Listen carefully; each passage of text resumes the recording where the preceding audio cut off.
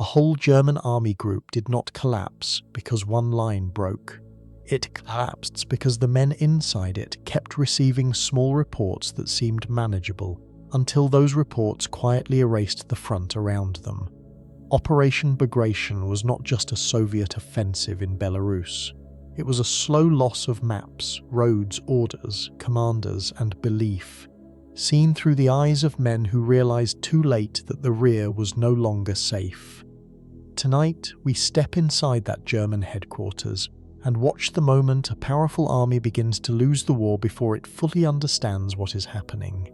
Before the story settles in, take a moment to like the video and subscribe, but only if this quiet kind of history is something you truly enjoy. And tell me in the comments where you are watching from and what time it is where you are. I always like knowing how far these late-night stories travel. Now lower the lights. Let the room become a little quieter. Maybe leave a fan running softly in the background. And tonight, let's step into this story together, slowly, carefully, and without rushing. If you had entered a German field headquarters in Belarus in June 1944, it would not have looked like the beginning of a disaster. Maps covered the table. Telephones sat close to officers waiting for reports. Pencils marked roads, rivers, rail lines, strong points, and defensive sectors. On paper, Army Group Center still looked like a hard wall across Belarus. The men inside had spent days looking at those lines, and familiar lines can make danger feel smaller than it is. The low-ranking officer at the table had no reason to think the main Soviet blow would fall on him that morning. He was not a senior planner. His job was practical. He received messages, copied orders, updated the map, and helped headquarters keep its picture of the front alive. Like many around him, he expected the larger Soviet move farther south, where the Germans believed the enemy had stronger reasons to attack. Belarus mattered, but it did not feel like the center of the storm. That belief was not foolish. War trains men to trust patterns. The Belarus front had been battered, but it had also remained familiar. Units had names, corps had sectors. A man could look down and believe the army still had order. Then the Soviet artillery began. At first, the officer treated it like a hard-opening bombardment. Artillery was not new on the Eastern Front. Men had heard it for years.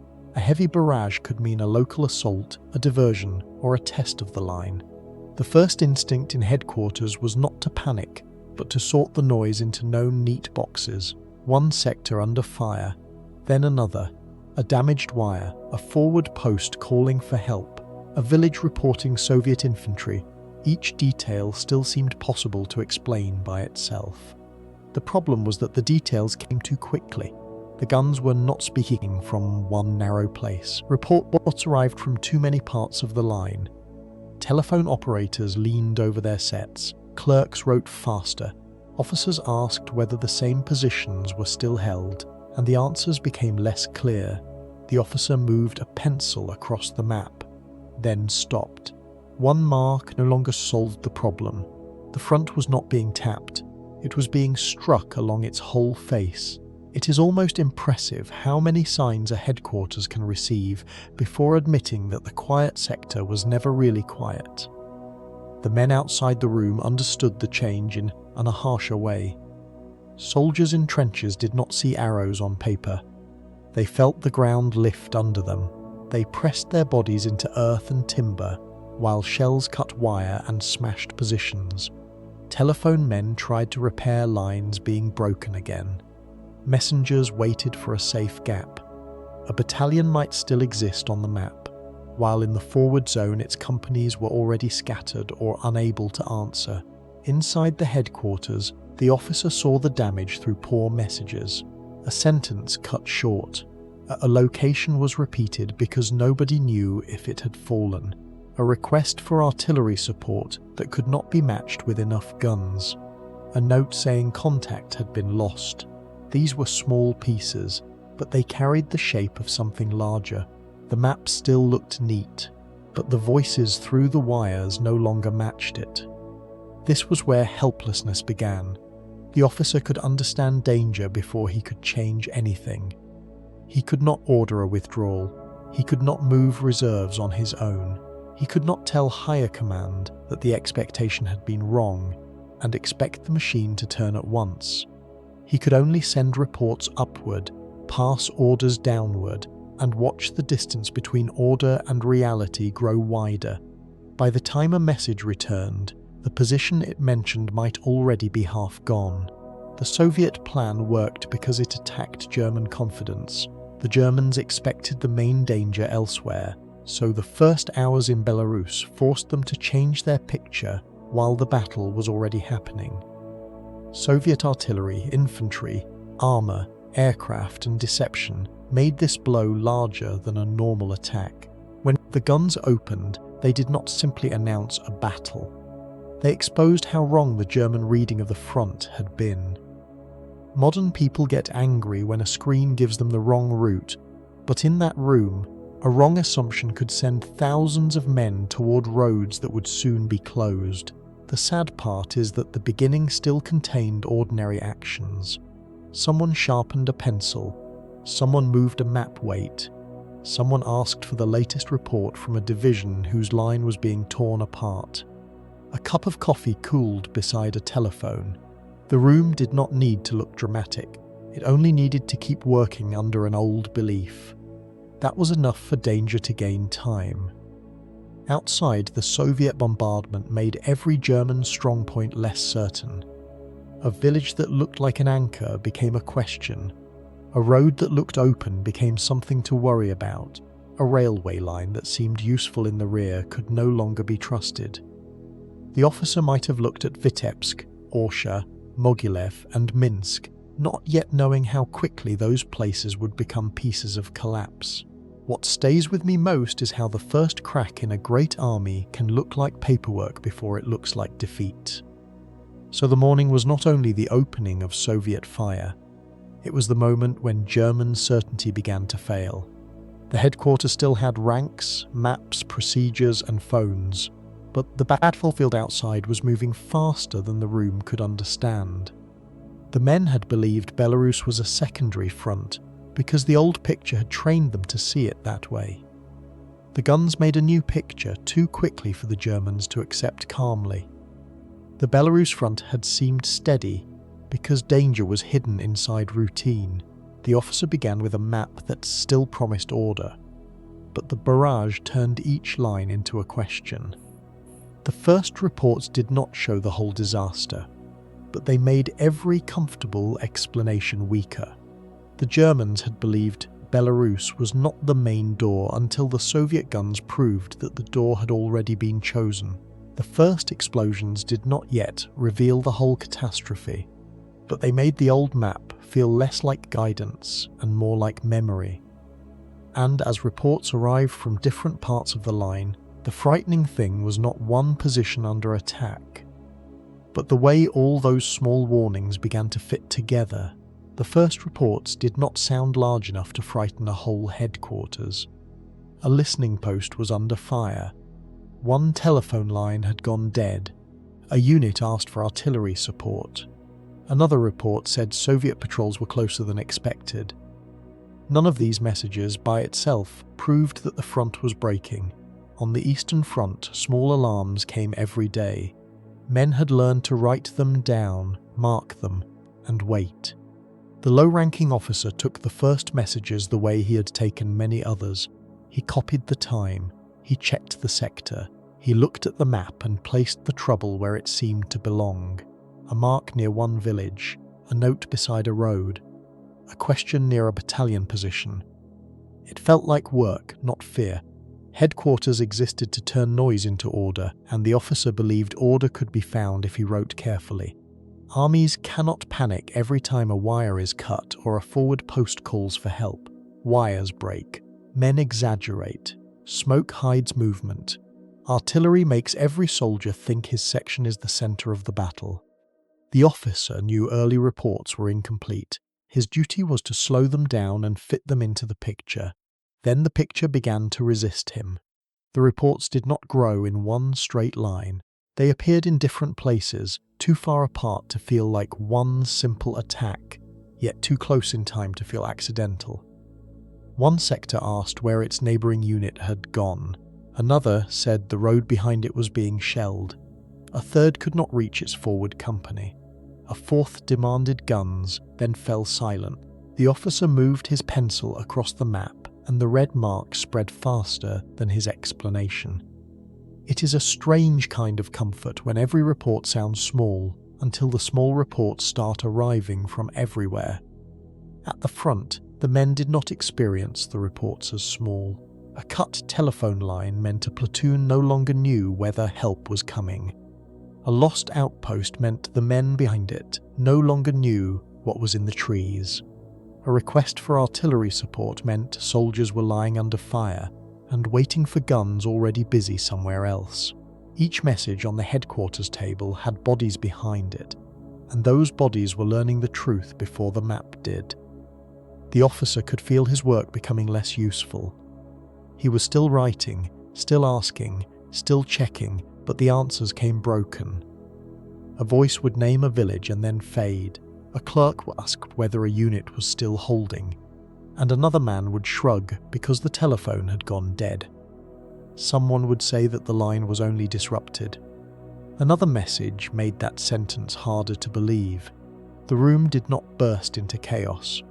It became busy while losing certainty. No one wanted to say the larger truth too early. If one position was hit, it was pressure. If 3 were hit, it was a heavy attack. If 10 were hit across the front, the old words became too small. But headquarters clings to old words because new ones carry consequences.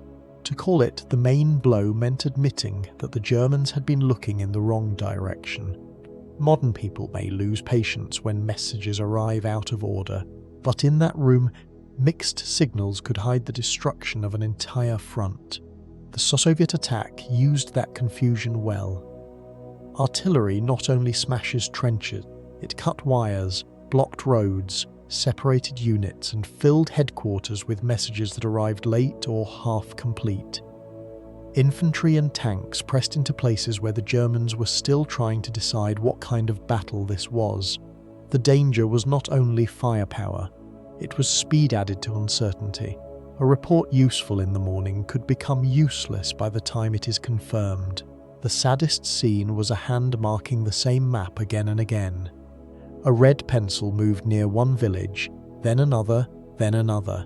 A telephone rang and everyone hoped it would bring clarity. Instead, it brought another fragment. A unit was under pressure. A line was cut. A road was unsafe. A company had not answered. The officer saw that the marks were no longer explaining the battle. They showed how little the room knew.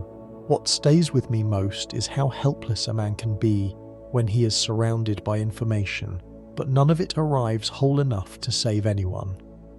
So the danger of those first reports was not that each one sounded terrible. It was that they sounded manageable until they stood together. German command depended on contact, timing, and a shared picture of the front. Operation Bagration began by damaging all 3. The officer could still pass messages, but the messages no longer made a line from front to rear. The army had not disappeared from the map yet, but the map was losing its right to speak for the army. The first warnings came as broken details, not as one clear announcement.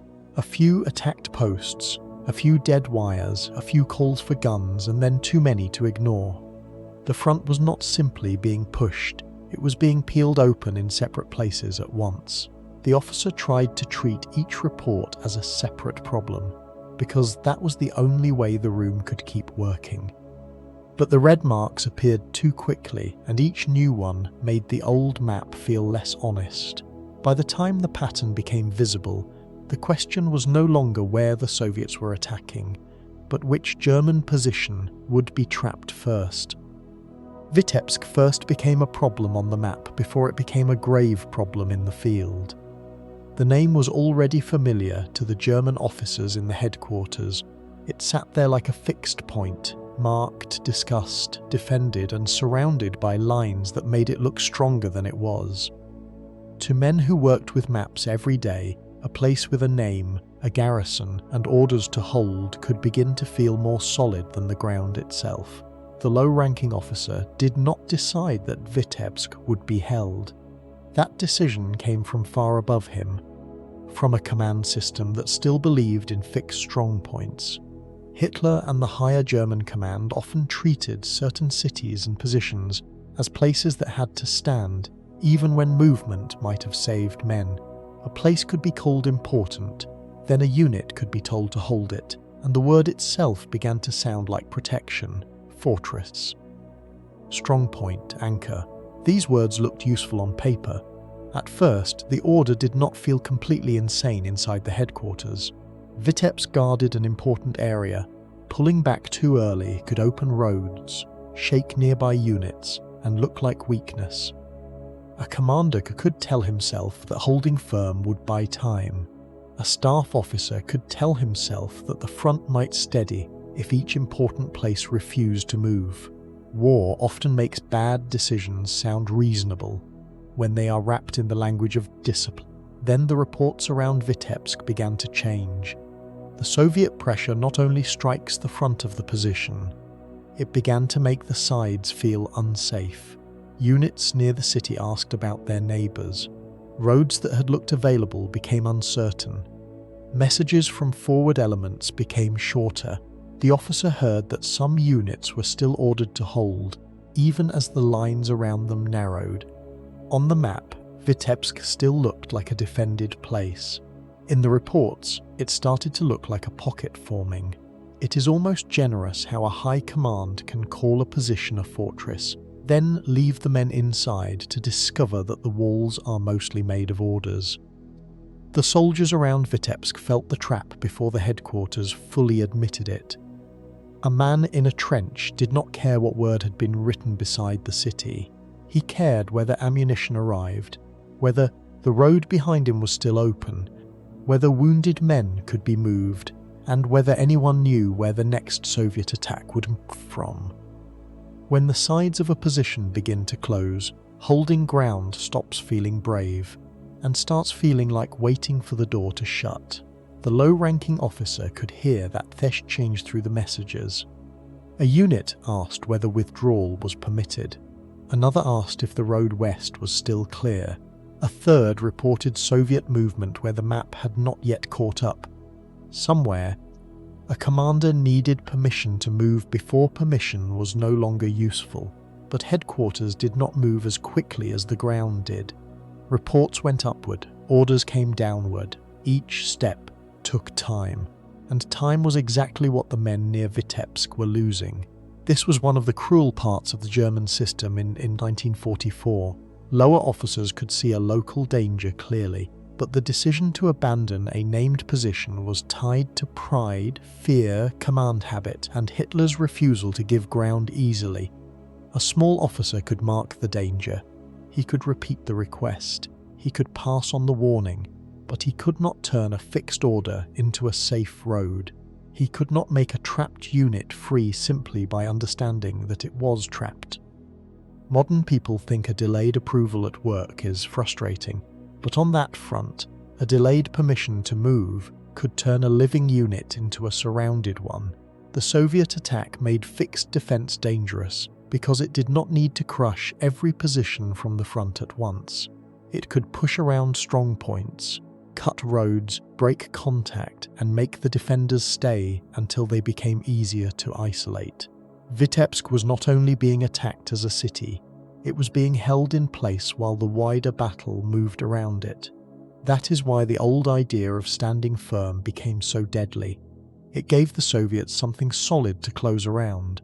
The saddest image is not a dramatic one. It is a map with Vitebsk still marked as held, while the roads behind it become thinner in the officer's mind.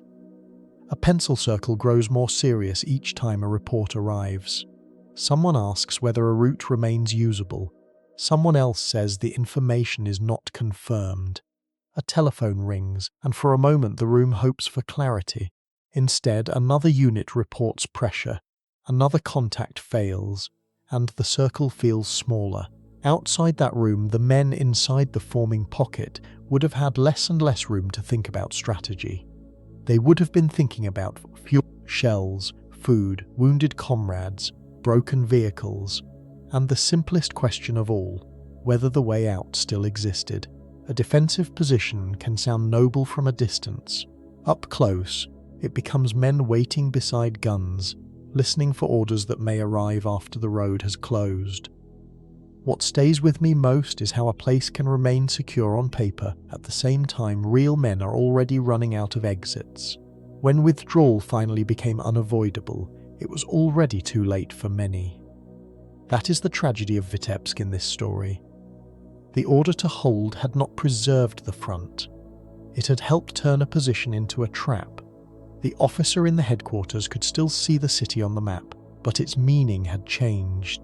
It was no longer just a point to defend. It was a warning that the German command system was reacting too slowly to a battle that was moving around it. So Vitebsk became one of the first clear signs that Operation Bagration was not only pushing the Germans back, it was catching them. The Soviet guns and infantry were dangerous, but so were the German orders that kept men in place after movement had become the only chance. A strong point that cannot move may look firm for a little while, until the enemy decides not to break it first, but to close the ground behind it. Vitebsk had begun as a name on the German map, a place expected to hold because command wanted it to hold. The reports around it showed something colder, that an order could outlive the situation it was meant to control. By the time permission to leave came, the city was no longer simply defended ground.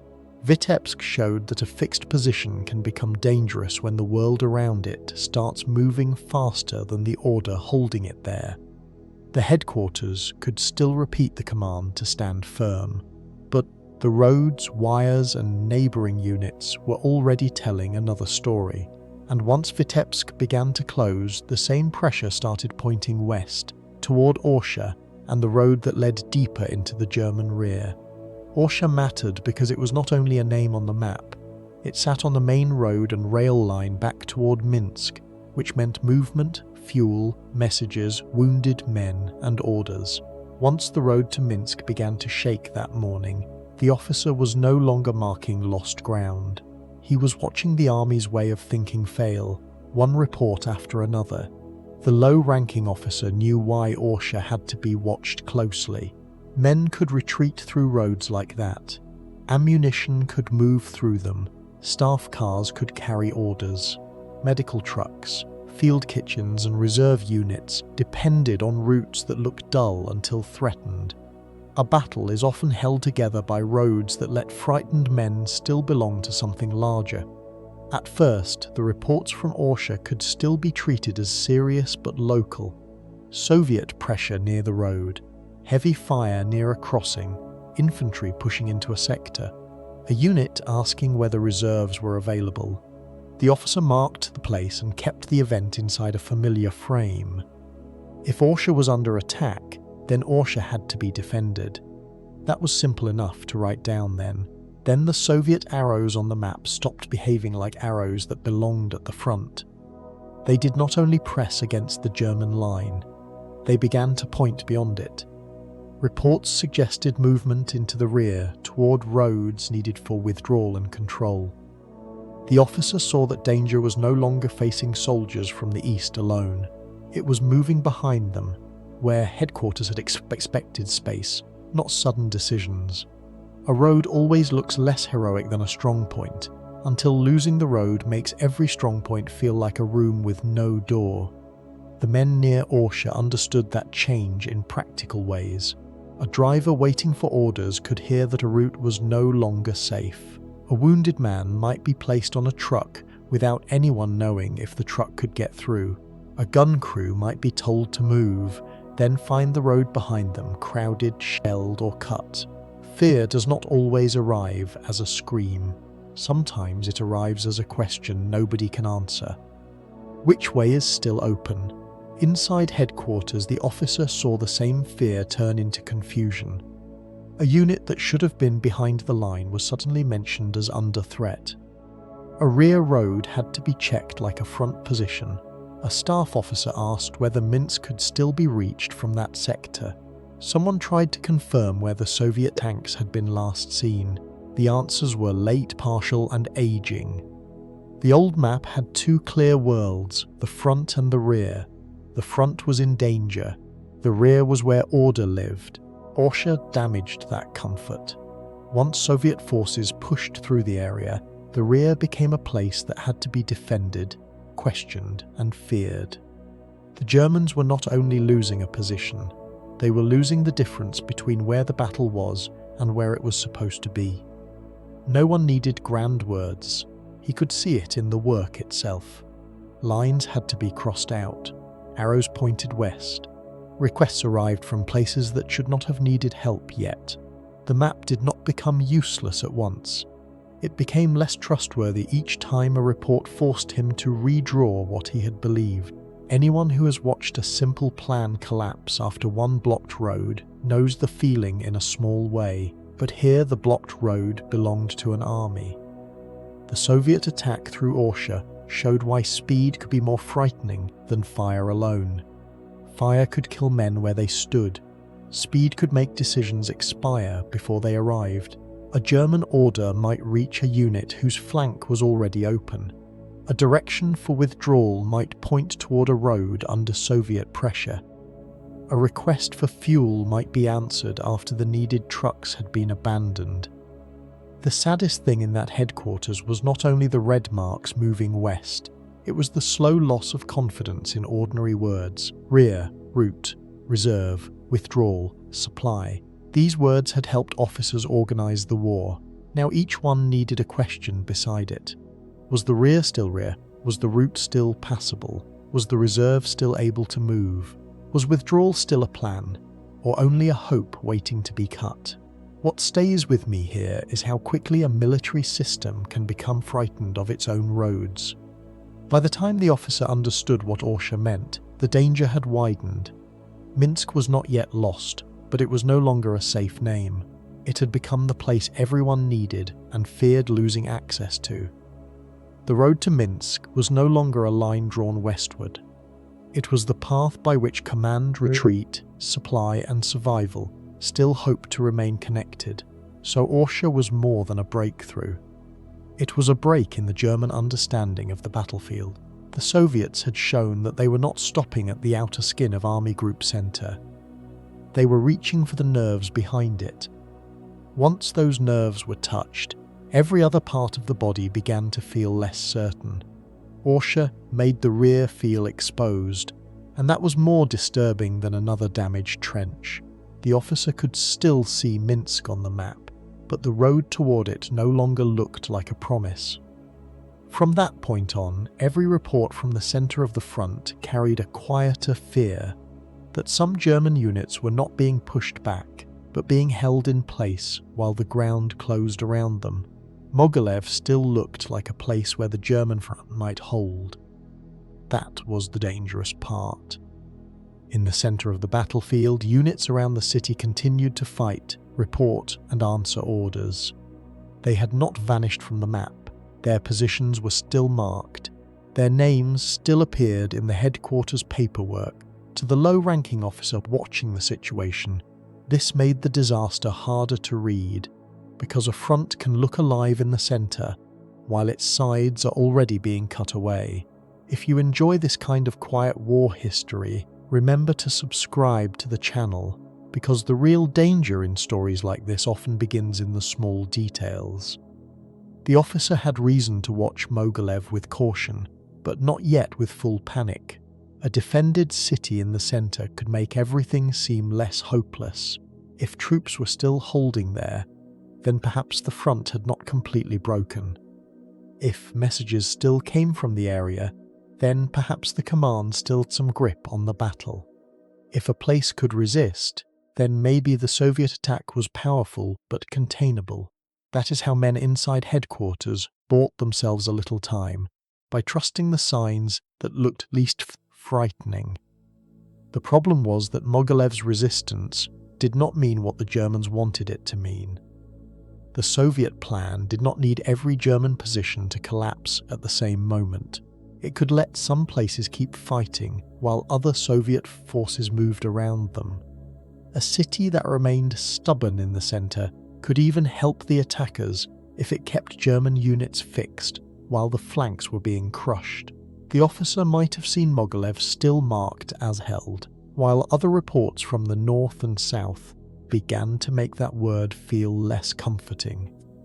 There is a cruel kind of order in a battle where holding your ground only helps the enemy close the ground behind you. The men around Mogilev may not have understood the whole shape of the danger. A soldier in a foxhole did not know what the Soviet army was doing miles away. He knew whether he had cartridges left. He knew whether the gun beside him still worked. He knew whether wounded men could be carried back. He knew whether the road behind the position still sounded possible. When orders told him to hold, he could obey without knowing that obedience might be helping build the trap around him. Inside the headquarters, the officer tried to keep the center separate from the flanks. That was the old habit. This unit here, that sector there, this road is still open. That crossing threatened. But Operation Bagration was making those neat separations meaningless. Pressure on one side changed the meaning of resistance in another place. A position could look strong because it had not moved, while the wider battle turned that stillness into danger. Reports from Mogilev carried a strange comfort. They said men were still fighting. They said some lines were still held. They suggested that German discipline had not completely failed, but the officer could not ignore what came beside them. Soviet forces were moving on both sides. Roads were becoming uncertain. Neighboring units were harder to reach. The center was not standing inside a stable front anymore. It was standing inside a front that was being bent around it. A person can understand this without needing a military map, because even an ordinary delay becomes frightening when every exit depends on moving before it is too late. This was one of the lessons hidden inside the campaign. A battle does not always win by hitting the strongest place until it breaks. Sometimes it wins by making the strongest place stay where it is. The Soviets did not have to convince every German soldier around Mogilev that he was trapped. They only had to keep those soldiers occupied long enough for the larger movement to escape more easily. The danger was not only defeat in front. It was time being stolen from the rear. The officer might have looked at the map and felt that theft was happening slowly. A German unit in the center still asked for ammunition. Another wanted permission to adjust its line. A commander still promised to hold. But the questions that mattered were changing. Could those men withdraw if ordered? Would there still be a road? Could nearby units support them, or were those units already fighting for themselves? Each answer arrived late, and every late answer made Mogilev feel less like an anchor and more like a weight. The human cost was plain even without dramatic language. Men who stayed in place needed food, shells, medical help, fuel, and clear orders. When flanks collapsed, all of those things became harder. A wounded soldier might wait because the transport route was crowded or unsafe. A gun might fall silent because ammunition could not get forward. A field kitchen might never arrive. The body feels strategies such as hunger, thirst, shaking hands, empty belts, and the long wait for someone to say which way to go. What stays with me here is not only that men were ordered to hold, but that many of them may have believed holding still meant safety.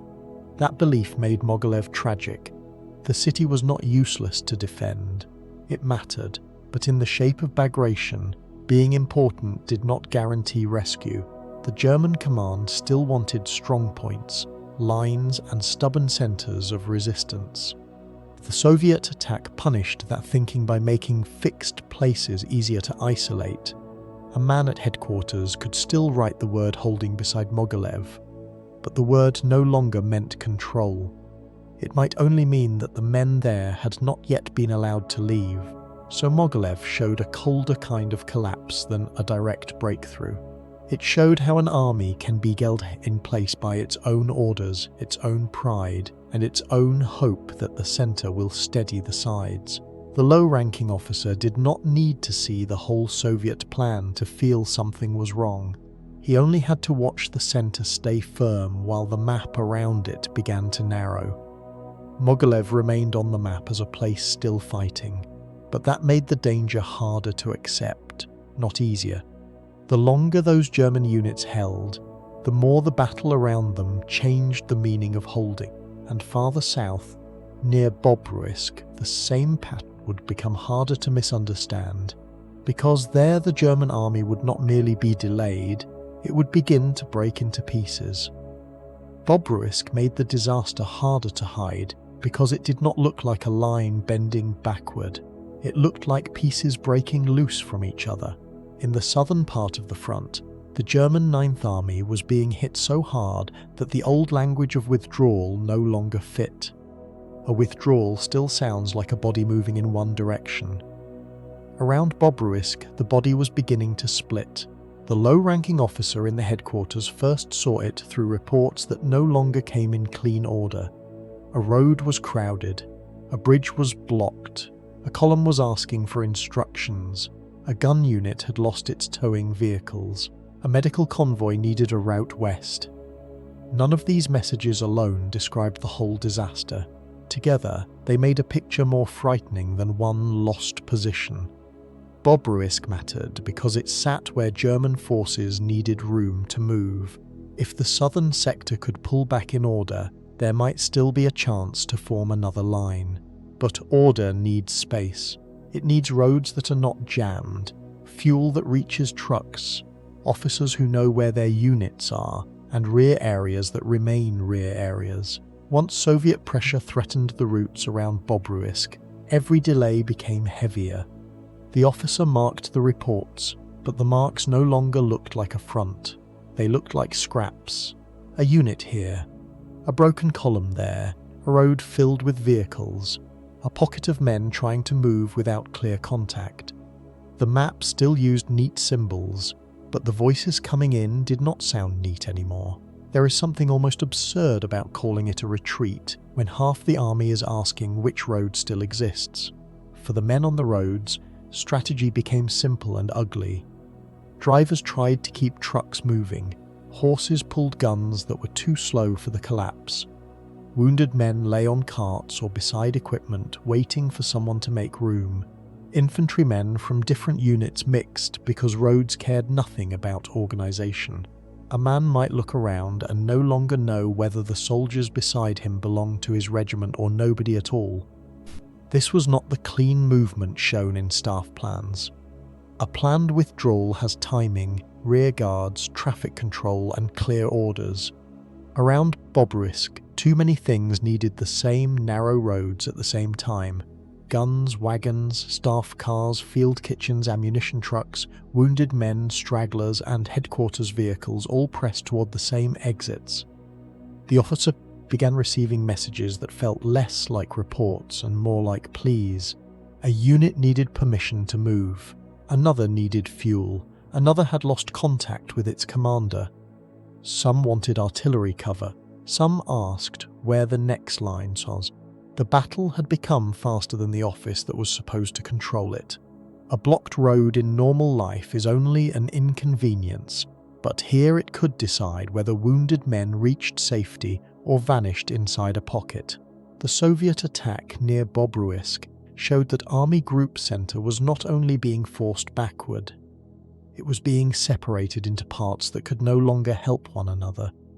When roads were cut or jammed, units stopped behaving like pieces of one army.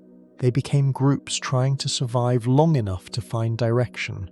The Germans were not simply losing ground, they were losing connection. The physical cost was quiet but constant. Men walked until their feet blistered inside boots already wet with sweat and dirt. Drivers stayed behind the wheel with stiff hands and dry mouths. Wounded soldiers were shaken on rough roads because there was no better transport. Horses fell. Guns were abandoned when they could no longer be pulled. Inside headquarters, The officer could still hear military words, but they had lost some of their strength. Corps, division, battalion, transport, rear area, route of withdrawal. They sounded official, yet the situation under them was breaking into smaller human troubles. Where is the fuel? Who has the wounded? Which road is blocked? Who still has a radio? Who is in command now? What stays with me here is how quickly a great army can become a crowd when the roads stop obeying the map. Bobruisk made the earlier comfort around Mogilev look more dangerous. In the centre, holding had seemed to prove that the front still had shape. In the south, Bobruisk showed what happened when shape was lost. The Germans could not simply pull back, because pulling back required an army to remain an army. Once columns mixed, commanders vanished, and roads narrowed under pressure, retreat became less a plan than a struggle for the next mile. The low-ranking officer did not need to see every burning vehicle. The reports told him enough. The Ninth Army was not withdrawing as a whole body. It was being forced into broken streams. Some pieces were still fighting, some were trying to move, some were already cut off from clear command. Bobruisk showed that Operation Bagration was destroying more than positions. It was destroying the links between men, roads, units, and orders. An army can survive losing ground if it can still move and understand itself. Around Bobruisk, that understanding began to fail.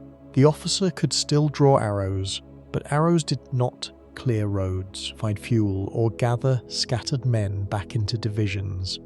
Bobruisk showed that Army Group Center was no longer one wounded line, but many frightened pieces trying to find a way west. The headquarters could still ask for reports.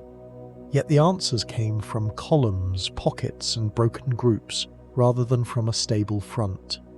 And while the Germans struggled to pull their pieces together, the land behind them was becoming unsafe too, because Soviet partisans had already been working in the rear before the main blow arrived. Bobruisk made the disaster harder to hide because it did not look like a line bending backward. It looked like pieces breaking loose from each other. In the southern part of the front, the German Ninth Army was being hit so hard that the old language of withdrawal no longer fit. A withdrawal still sounds like a body moving in one direction. Around Bobruisk, the body was beginning to split. The low-ranking officer in the headquarters first saw it through reports that no longer came in clean order. A road was crowded, a bridge was blocked, a column was asking for instructions. A gun unit had lost its towing vehicles. A medical convoy needed a route west. None of these messages alone described the whole disaster. Together, they made a picture more frightening than one lost position. Bobruisk mattered because it sat where German forces needed room to move. If the southern sector could pull back in order, there might still be a chance to form another line. But order needs space. It needs roads that are not jammed, fuel that reaches trucks, officers who know where their units are, and rear areas that remain rear areas. Once Soviet pressure threatened the routes around Bobruisk, every delay became heavier. The officer marked the reports, but the marks no longer looked like a front. They looked like scraps. A unit here, a broken column there, a road filled with vehicles, a pocket of men trying to move without clear contact. The map still used neat symbols, but the voices coming in no longer sounded neat. There is something almost absurd about calling it a retreat when half the army is asking which road still exists. For the men on the roads, strategy became simple and ugly. Drivers tried to keep trucks moving. Horses pulled guns that were too slow for the collapse. Wounded men lay on carts or beside equipment, waiting for someone to make room. Infantrymen from different units mixed because roads cared nothing about organisation. A man might look around and no longer know whether the soldiers beside him belonged to his regiment or nobody at all. This was not the clean movement shown in staff plans. A planned withdrawal has timing, rear guards, traffic control, and clear orders. Around Bobruisk, too many things needed the same narrow roads at the same time.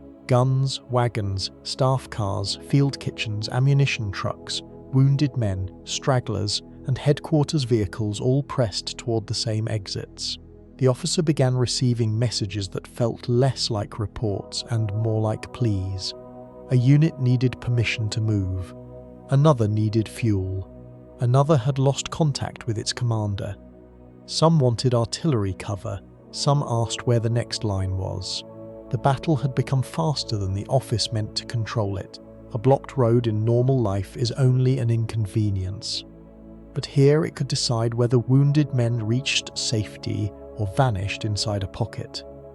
The Soviet attack near Bobruisk showed that Army Group Center was not only being forced backward, it was being separated into parts that could no longer help one another. When roads were cut or jammed, units stopped behaving like pieces of one army. They became groups trying to survive long enough to find direction. The Germans were not simply losing ground, they were losing connection. The physical cost was quiet but constant. Men walked until their feet blistered inside boots already wet with sweat and dirt. Drivers stayed behind the wheel with stiff hands and dry mouths. Wounded soldiers were shaken on rough roads because there was no better transport. Horses fell, guns were abandoned when they could no longer be pulled. Inside headquarters, the officer could still hear military words, but they had lost some of their strength. Corps, division, battalion, transport, rear area, route of withdrawal. They sounded official, yet the situation under them was breaking into smaller human troubles. Where is the fuel? Who has the wounded? Which road is blocked? Who still has a radio? Who is in command now? What stays with me here is how quickly a great army can become a crowd when the roads stop obeying the map. Bobruisk made the earlier comfort around Mogilev look more dangerous. In the centre, holding had seemed to prove that the front still had shape. In the south, Bobruisk showed what happened when shape was lost.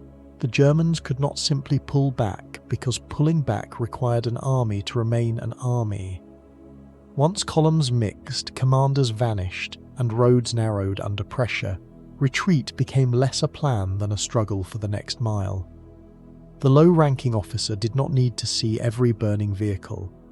The reports told him enough. The Ninth Army was not withdrawing as a whole body. It was being forced into broken streams. Some pieces were still fighting. Some were trying to move. Some were already cut off from clear command. Bobruisk showed that Operation Bagration was destroying more than positions. It was destroying the links between men, roads, units and orders. An army can survive losing ground if it can still move and understand itself. Around Bobruisk, that understanding began to fail. The officer could still draw arrows, but arrows did not clear roads, find fuel, or gather scattered men back into divisions. The German rear had once looked like the place where the army could breathe, repair, and organize itself again. Now, every forest road, rail line, bridge, and village carried the possibility that someone had already made it unsafe. Above those busy roads, another danger was waiting. Because the sky over the retreat would soon feel less like open space and more like a trap. Soviet aircraft made the retreat feel exposed from above. By the time German columns began trying to move west, the danger was no longer only in front of them or behind them. It was over the roads, over the fields where vehicles tried to leave the main routes, and over open stretches. The low-ranking officer in the headquarters first saw this through reports of movement stopped, vehicles burning, guns abandoned, and columns unable to keep their shape. Earlier in the war, many German soldiers had grown used to thinking of the sky as something that helped them. Aircraft had marked victories, covered advances, and made the early campaigns feel fast and confident. By 1944 in Belarus, that old feeling had changed. The Luftwaffe could not protect every road, every crossing, and every retreating column. The sky in the east no longer felt like a roof. It felt like another direction from which trouble could arrive. At first, the officer treated air attack reports as one more problem added to many others. A convoy had been hit, a bridge was blocked, A supply truck had caught fire. A gun crew had left its piece beside the road because the towing vehicle was gone. These were serious details, but the headquarters had been flooded with serious details. Then the pattern became harder to ignore. The roads being attacked were the same roads needed for escape. A road full of vehicles is supposed to mean an army is still moving, but from the air it can look like a line waiting to be broken. For the men on those roads, the fear was simple. They had nowhere good to hide. Forest cover could be too far away. Ditches could fill with men too quickly. Trucks could not scatter like infantry. Horses, wagons, fuel vehicles, ambulances, and artillery pieces all needed space, and space was exactly what the retreat did not have. When aircraft came over, a column stopped being a column and became separate men looking for a patch of ground that seemed hidden. The officer heard this loss of order in the reports. One message said a bridge was jammed by damaged vehicles. Another said guns had been left because the road ahead was blocked. Another mentioned wounded men were delayed because transport could not pass. A withdrawal depends on timing, but air attacks ruined timing. A few burning trucks could slow everything behind them. One blocked crossing could trap men who had already escaped the front. There was also a harder truth inside the air attacks. They forced the Germans to move as if every open road might betray them. A staff car could not simply drive west and assume speed would save it. A convoy could not gather too openly without becoming a target.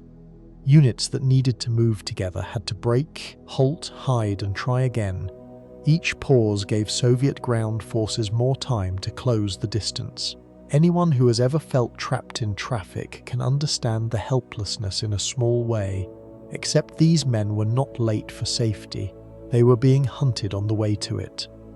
The physical cost did not always need a dramatic scene. A driver sat behind the wheel with smoke ahead and no order. A wounded man waited inside a truck that could not move. A horse team stood beside a gun that no longer had a safe road. Infantrymen carried what they could because vehicles were too vulnerable or already lost. Heat, dust, fear, thirst, and the noise of engines mixed with the knowledge that staying on the road was dangerous, but leaving it might mean being left behind. Inside headquarters, the officer could feel the retreat losing its military shape. Reports were no longer about clean lines moving from one position to another. They were about jams, delays, burning vehicles, broken bridges, and units arriving without their equipment. That mattered because an army does not only need men to survive, it needs guns, fuel, radios, maps, doctors, ammunition, and vehicles. When air attacks stripped those things away on the roads, the army became weaker even before another battle began. What stays with me here is how the open sky, something no man could hold or repair, could decide whether a retreat still looked like an army. This was why Soviet air power added to the trap. It did not need to destroy every vehicle. It only had to make movement uncertain, slow, and frightening. It turned roads into exposed corridors. It turned bridges into places of dread. It made the German rear feel visible, watched, and unsafe. For men who had once marched east with confidence, the change must have felt especially cold. The same vast sky that had once seemed to favour German movement now belonged to an enemy that was pressing them from every side. The officer could still look down at his map and trace routes toward the west, but every report from the roads made those routes less reliable. A line drawn on paper did not show smoke, wreckage, panic, abandoned guns, or wounded men waiting in stopped vehicles. The retreat was becoming something less orderly than the command wanted to admit. It was not only a move away from danger, it was a passage through danger. The roads behind Army Group Center were already crowded, and the sky made that crowd feel seen. Every damaged bridge and burned vehicle stole time from men who had almost none left to spend. Soon the officer would face a different kind of cruelty, because some orders from above would not arrive as help, but as sentences passed down to men who could no longer obey them safely. the order to hold did not arrive like a dramatic sentence. It came through the same channels as every other order. A message was received, copied, checked, and passed along. The low-ranking officer in the headquarters did what his position required.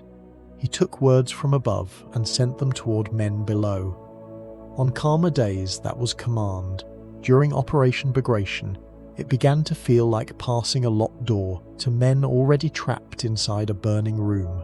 He was not the man deciding the fate of Army Group Center. He did not choose where the reserves moved. He did not decide whether Vitebsk, Mogilev, or other positions should stand or withdraw. He was part of the machinery in between. His work depended on obedience, procedure, and speed. A command came in. A command went out. The army could only function if men like him kept the chain from breaking. That was the ordinary reason he kept working. In an army, orders are not suggestions. If every lower officer changed them according to his own fear, the whole system could fall apart.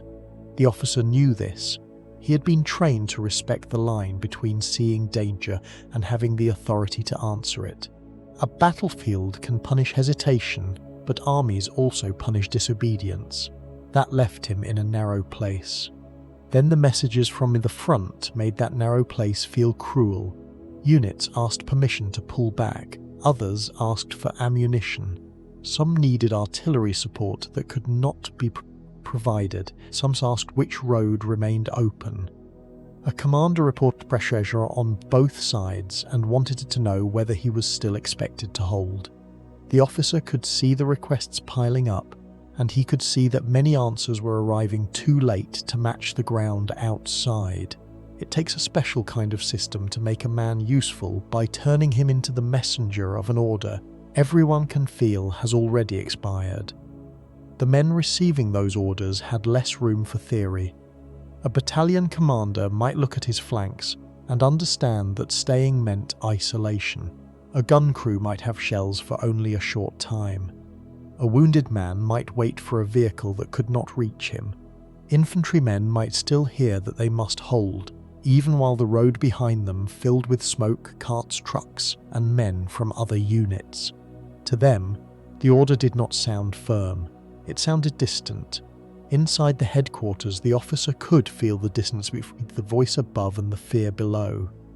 Higher command still wanted strong points to stand. It wanted discipline, delay, and time.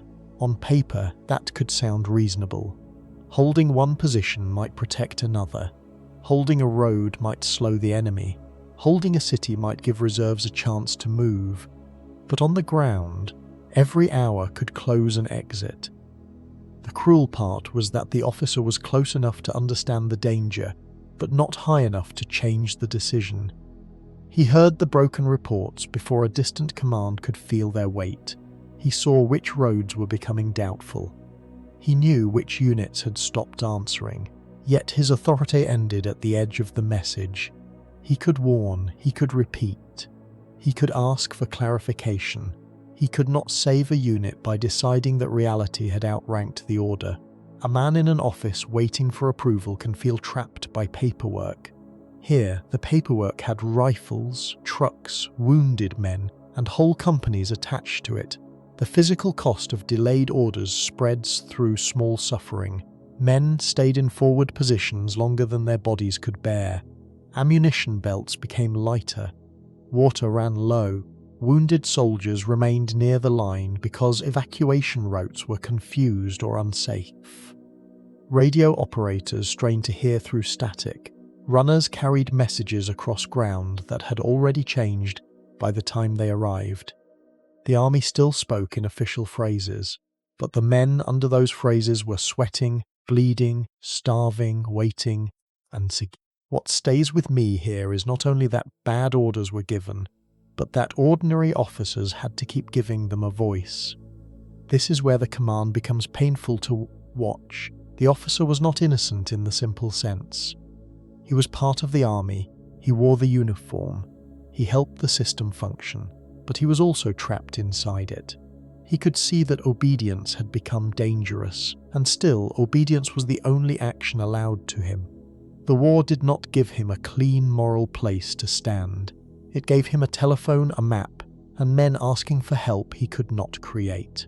Operation Bagration punished the German command's habit of holding too long. Soviet speed made orders age quickly. By the time a command to hold reached one unit, another unit beside it might already have lost contact. By the time permission to withdraw was discussed, the road might already be under fire. The Soviets were not only breaking positions, they were forcing the German chain of command to reveal how slowly it could respond when the front moved faster than believed. The officer may have continued writing because stopping would have helped nobody. He may have repeated orders because silence would be worse. He may have known, while speaking calmly, that the men on the other end heard something close to a sentence. That is the quiet horror of this part of the collapse. A headquarters can remain orderly while the meaning of its orders becomes less and less human. The order to hold still sounded like discipline, but in many places it had begun to mean waiting until escape became harder. The officer could pass the words onward, yet each request from the front made those same words feel colder in his mouth. Minsk was still behind the map lines, still marked as a centre of control, but the reports moving toward it were starting to sound less like warnings and more like proof that the collapse had reached the rear of the army. Minsk changed the feeling inside the German headquarters because it was not a forward village or a single strong point. It was the large centre behind the front, the place that helped hold the German structure in Belarus together. Roads led toward it. Rail lines mattered because of it. Staff work, supply routes, wounded evacuation, and retreat planning all depended on the idea that Minsk remained reachable. Once Soviet spearheads began moving toward it, the collapse no longer sounded like a rumour from scattered sectors. It sounded like the rear of Army Group Centre being pulled into the battle. The low-ranking officer had seen many bad reports by then. Vitebsk had turned into a trap. Orsha had shaken the road west. Mogilev had made holding ground feel less comforting. Bobruisk had shown the southern front breaking into pieces. Partisans had made the rear uncertain. And Soviet aircraft had made roads dangerous from above. Still, Minsk was different. A threatened Minsk meant the Germans were not just losing points on the edge of the map. They were losing the place that made the map still feel organised. At first, the officer might have tried to keep the news in categories. A Soviet advance here. A road under threat there. A column is delayed. A unit asking for new orders. That was how headquarters survived mentally. Every new warning had to be sorted, named and placed. But the approach toward Minsk made that harder. Too many roads seemed to be narrowing toward the same fear. The German retreat routes did not close in one clean line. They tightened like crowded corridors. Trucks, guns, staff cars, wounded men, supply wagons, and scattered infantry all needed paths west. Some roads were already jammed, some were unsafe. Some were being watched from the air, others were no longer confirmed. A retreat that should have been a movement began to feel like men and machines being pushed through a shrinking passage. Minsk had once looked like the place the Germans could fall back through, which made it all the more frightening when it began to look like a place they might never reach. For the men outside headquarters, the threat to Minsk turned practical problems into fear. A driver did not need to understand the whole campaign to know that a blocked road mattered. A wounded soldier did not need a map to feel what a delayed evacuation meant. A staff officer did not need to see the Soviet tanks personally to understand that every hour made the route west more crowded. When too many units try to escape through too little space, an army begins to lose its own shape. Inside the room, the officer saw Army Group Centre becoming less like a line and more like fragments trying to reach the same rear centre before the door narrowed. The map still carried names, but the names no longer gave comfort. Minsk was not simply behind the battle now. It was being pulled toward the centre of it. That changed the tone of every report. The question was no longer whether the front was dangerous.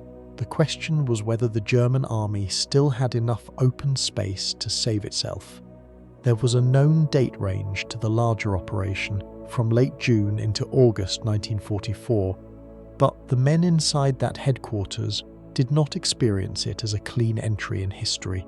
They experienced it as hours of bad news, each one making one act easier to believe. A campaign that later looks clear on a page arrived to them as ringing telephones, tired hands, repeated questions, and the steady feeling that the old arrangement of Belarus had stopped protecting them. A blocked route on a travel plan can ruin a day. A blocked route in this room could decide whether thousands of men remained soldiers with orders or became survivors looking for any road west. The body of the army showed the pressure before the language of command fully admitted it. Men marched without knowing where their units ended. Vehicles moved in slow lines. Officers tried to keep files, maps and signals working while the ground under those routines changed. Some men were still ordered to hold. Others were told to move. Others waited because nobody could tell them whether the road ahead belonged to Germany for another hour. The low-ranking officer could feel how late certainty had become. Earlier reports had sounded like warnings. Now they sounded like proof.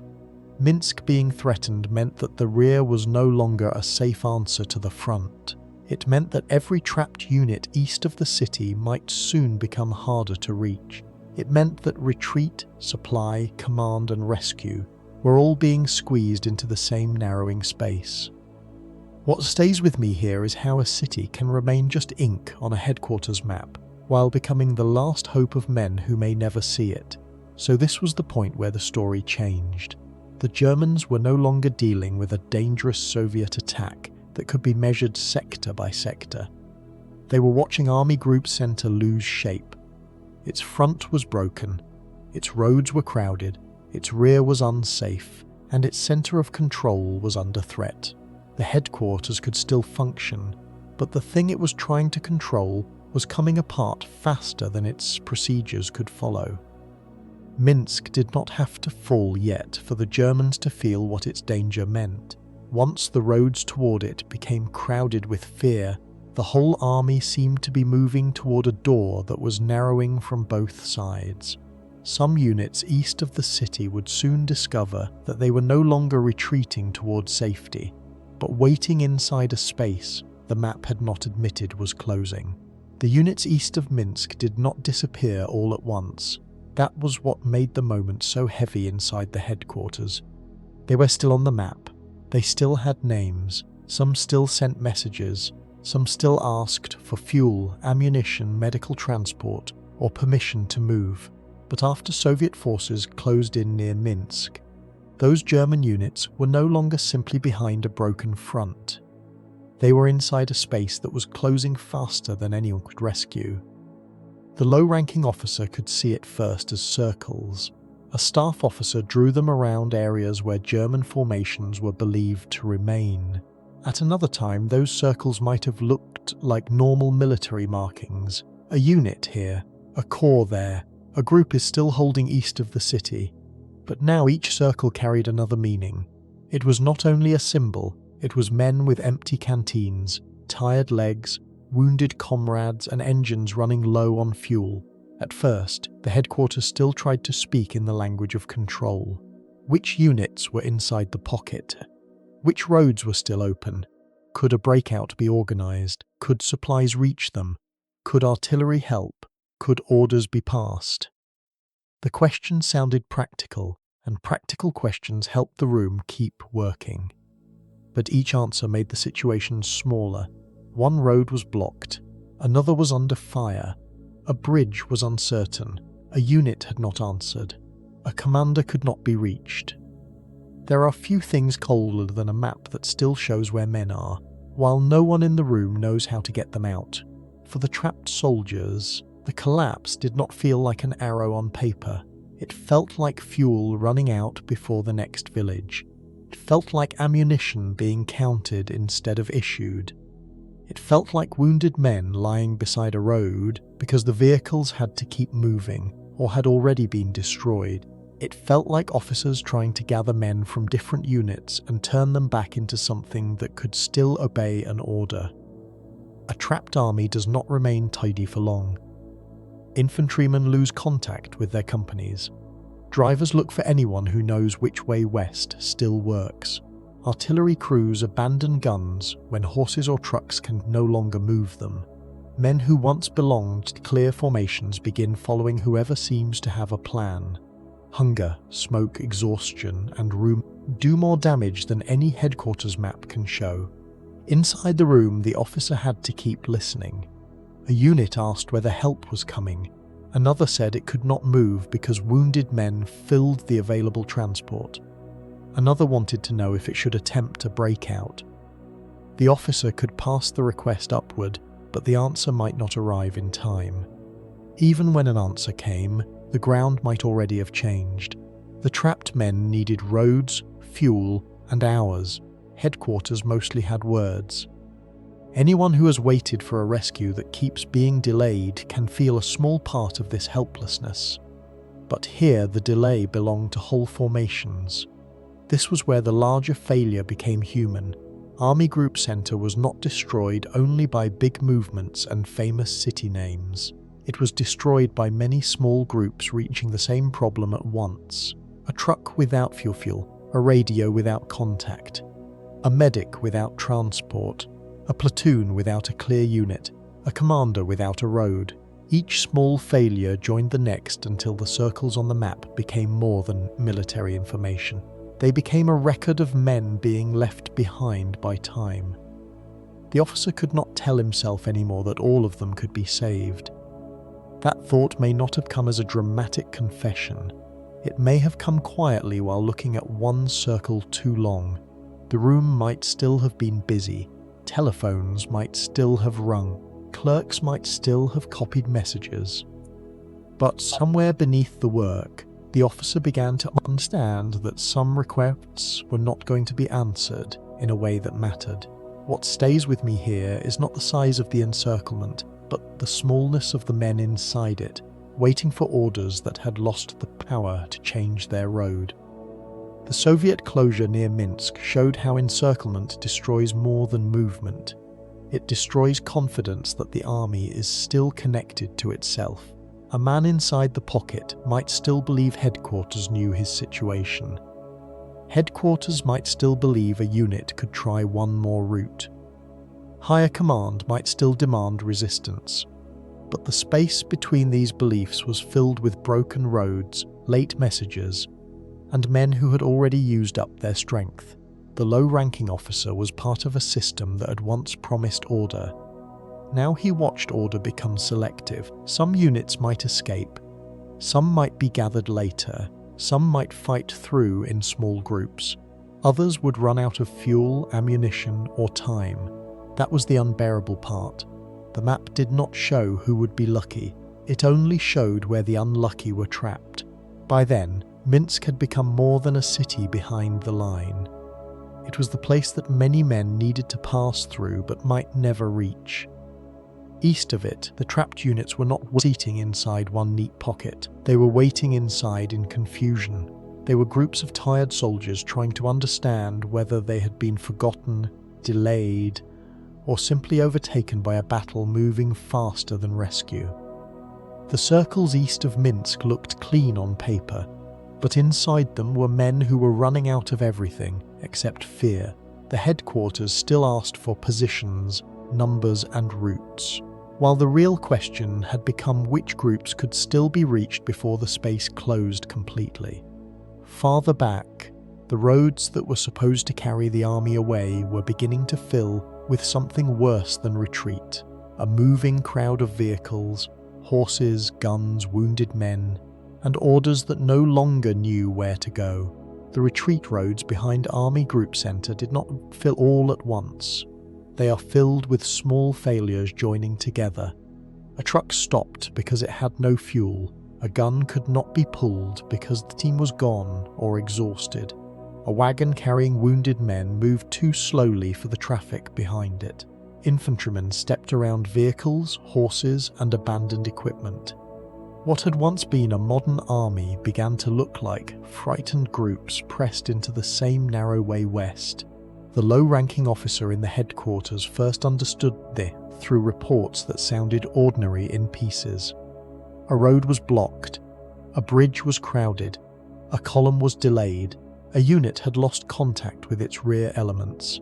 None of these lines needed dramatic language. The plain words were enough. The army was trying to leave, but the road could not carry everyone who needed it. A retreat is supposed to have shape. Units move in order. Rear guards delay the enemy. Traffic officers control the roads. Wounded men go back first if possible. Guns are moved before they are lost. That is how it looks in planning. Around Minsk and the roads leading west, the plan was being crowded out by bodies, vehicles, animals, and fear.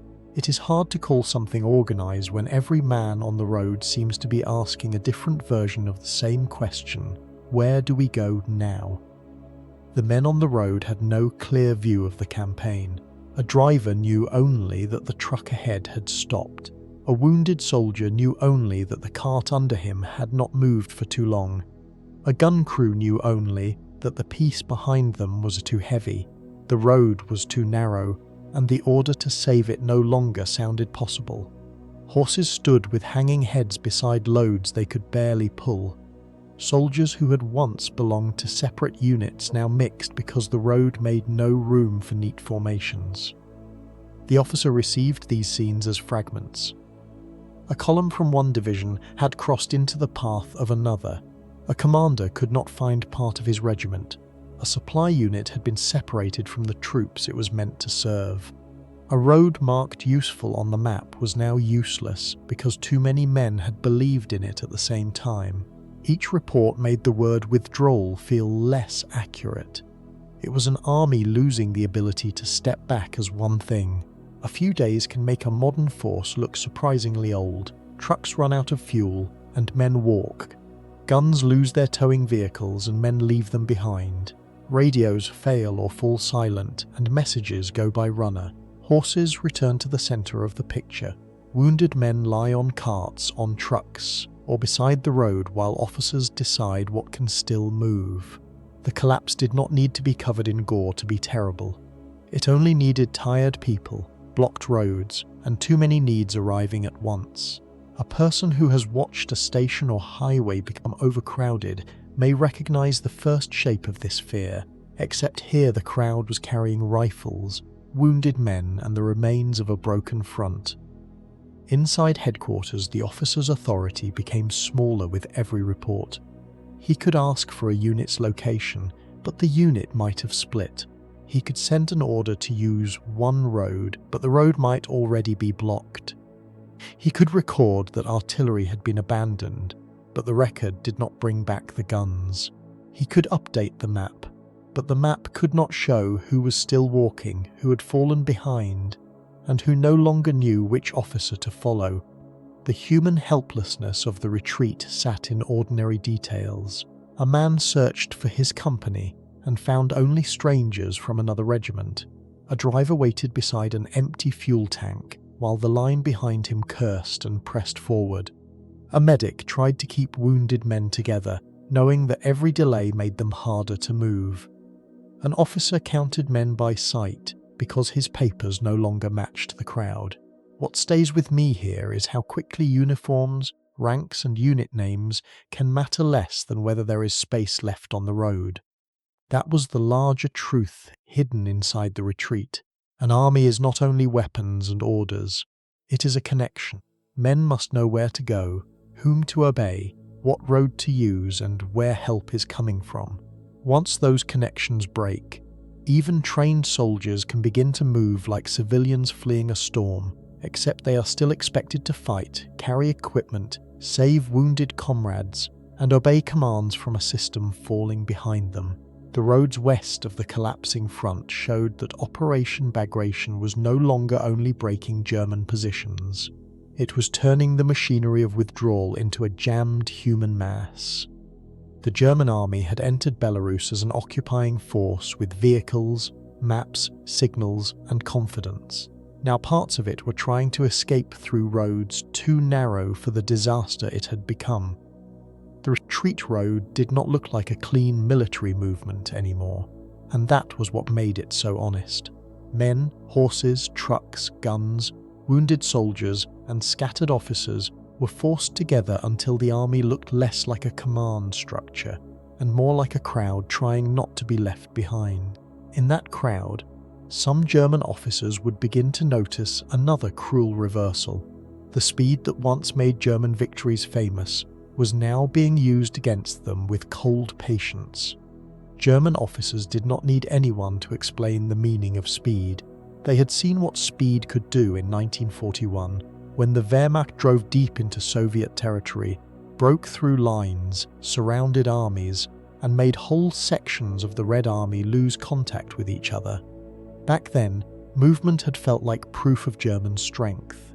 Roads, tanks, aircraft, radios, and fast decisions had turned confusion into a weapon.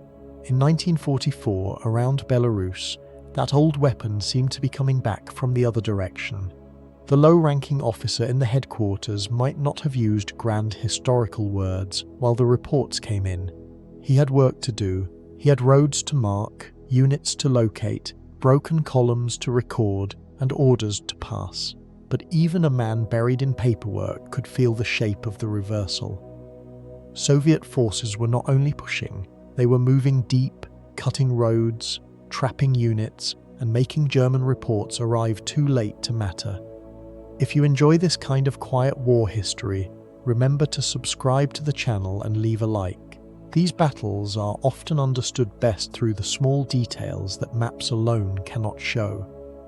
In 1941, German speed had made Soviet units feel surrounded before they fully understood the situation. In 1944, German units around Army Group Center were facing something painfully similar. A position still fighting in one place could already be bypassed in another. A road believed open in the morning could become unsafe by afternoon. A commander asking for instructions might receive an order written for a battlefield that no longer existed. There is a cold fairness in history when an army that once trusted speed begins to fear every moving arrow on the enemy's map. For the men on the roads, this reversal did not feel like a lesson. It felt like exhaustion. They were not thinking about 1941. They were thinking about fuel, food, wounded comrades, blocked bridges, and Soviet units appearing where nobody had expected them so soon. A German soldier who had once heard stories of rapid victories now watched his own side lose the ability to move as one body. Speed had stopped being something Germany used. It had become some Germany suffered. The officer saw this through the shrinking value of every report. A unit location was useful only if the unit was still there. A route was useful only if Soviet forces had not already reached it. A withdrawal request was useful only if there was still room to withdraw. The battle moved so quickly that the paperwork became old while the ink was still fresh. He could update the map, but the map aged faster than his hand could correct it. The Soviet success was not just a matter of numbers. It came from timing, deception, artillery, infantry, armour, aircraft, and the pressure already placed on German communications and roads. The Red Army had learned how to join these pieces together. It did not need to imitate the Germans exactly. It needed to use movement in a way that made German control fall apart. By the time German officers understood one break, another was already opening somewhere else. A plan that arrives late can be worse than no plan, because men may still try to obey it after the ground has made obedience useless. The human cost of that speed appeared in small repeated scenes. A staff officer tried to confirm whether a division still had a clear path west.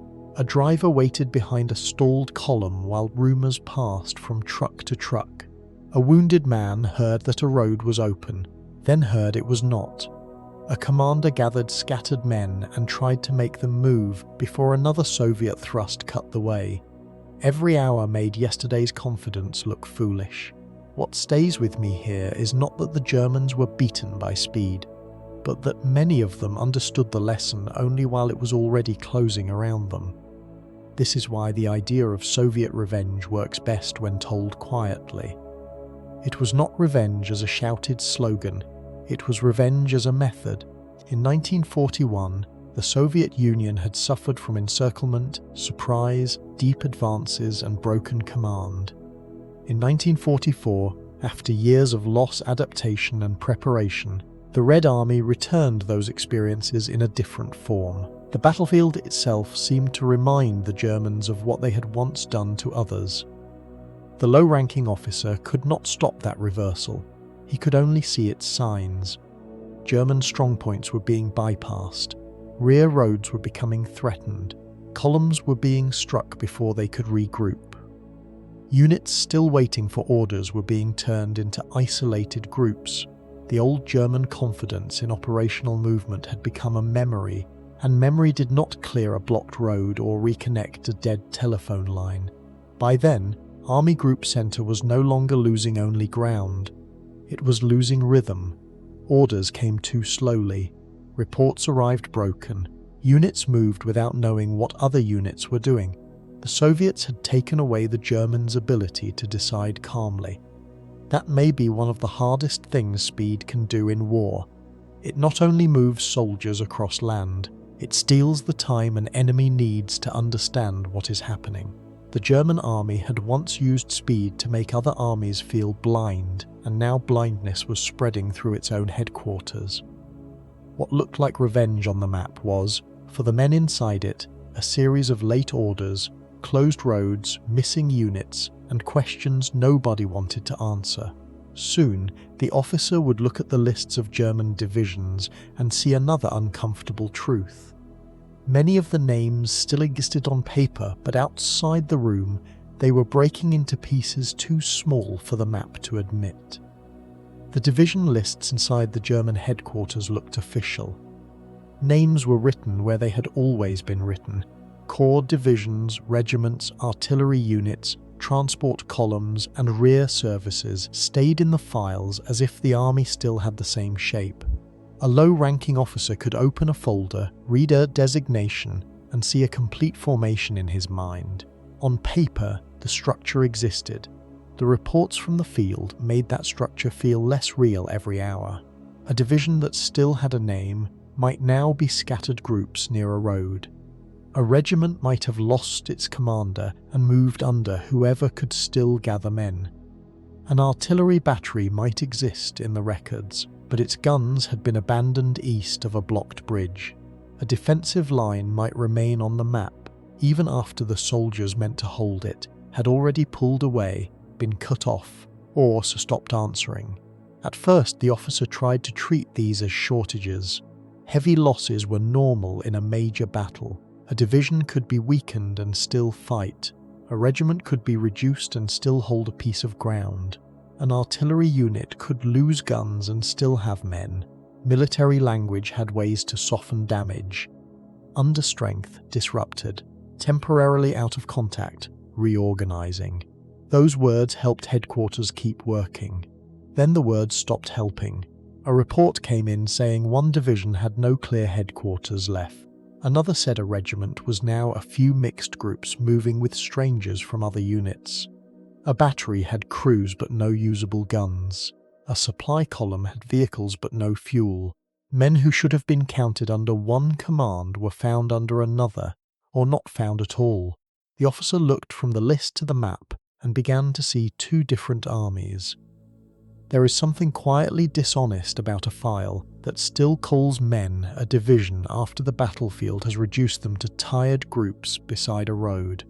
For the soldiers outside, their formation name mattered less. A man who had lost his company did not care whether the division still existed in a headquarters drawer. He cared whether anyone knew where to go. A sergeant might gather 10 men from 3 units and keep them moving because no officer was nearby. A gunner might walk without his gun.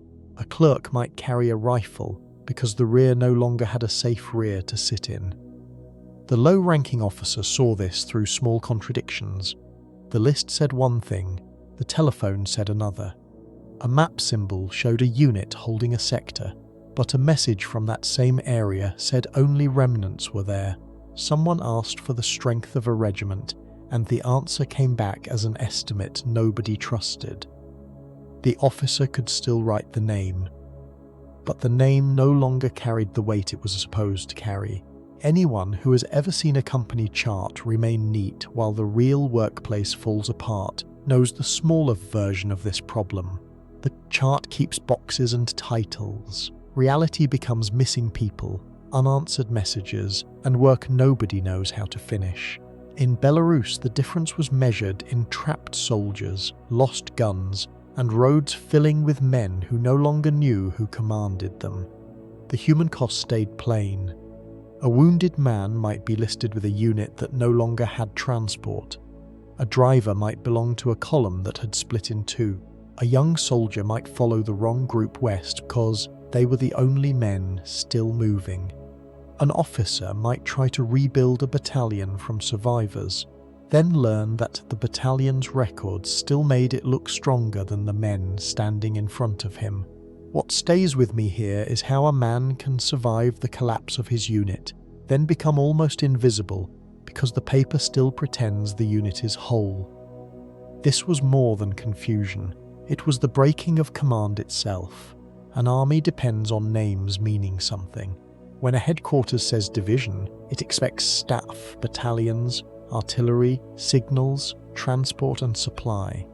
When it says regiment, it expects officers, companies, weapons, and a place in the line. Operation Bagration tore those meanings apart. The names remained, but the contents had drained away. The officer could not simply erase the designations. To do that would be to admit the scale of the destruction faster than the system wanted to admit it. So the lists stayed alive longer than some formations they described.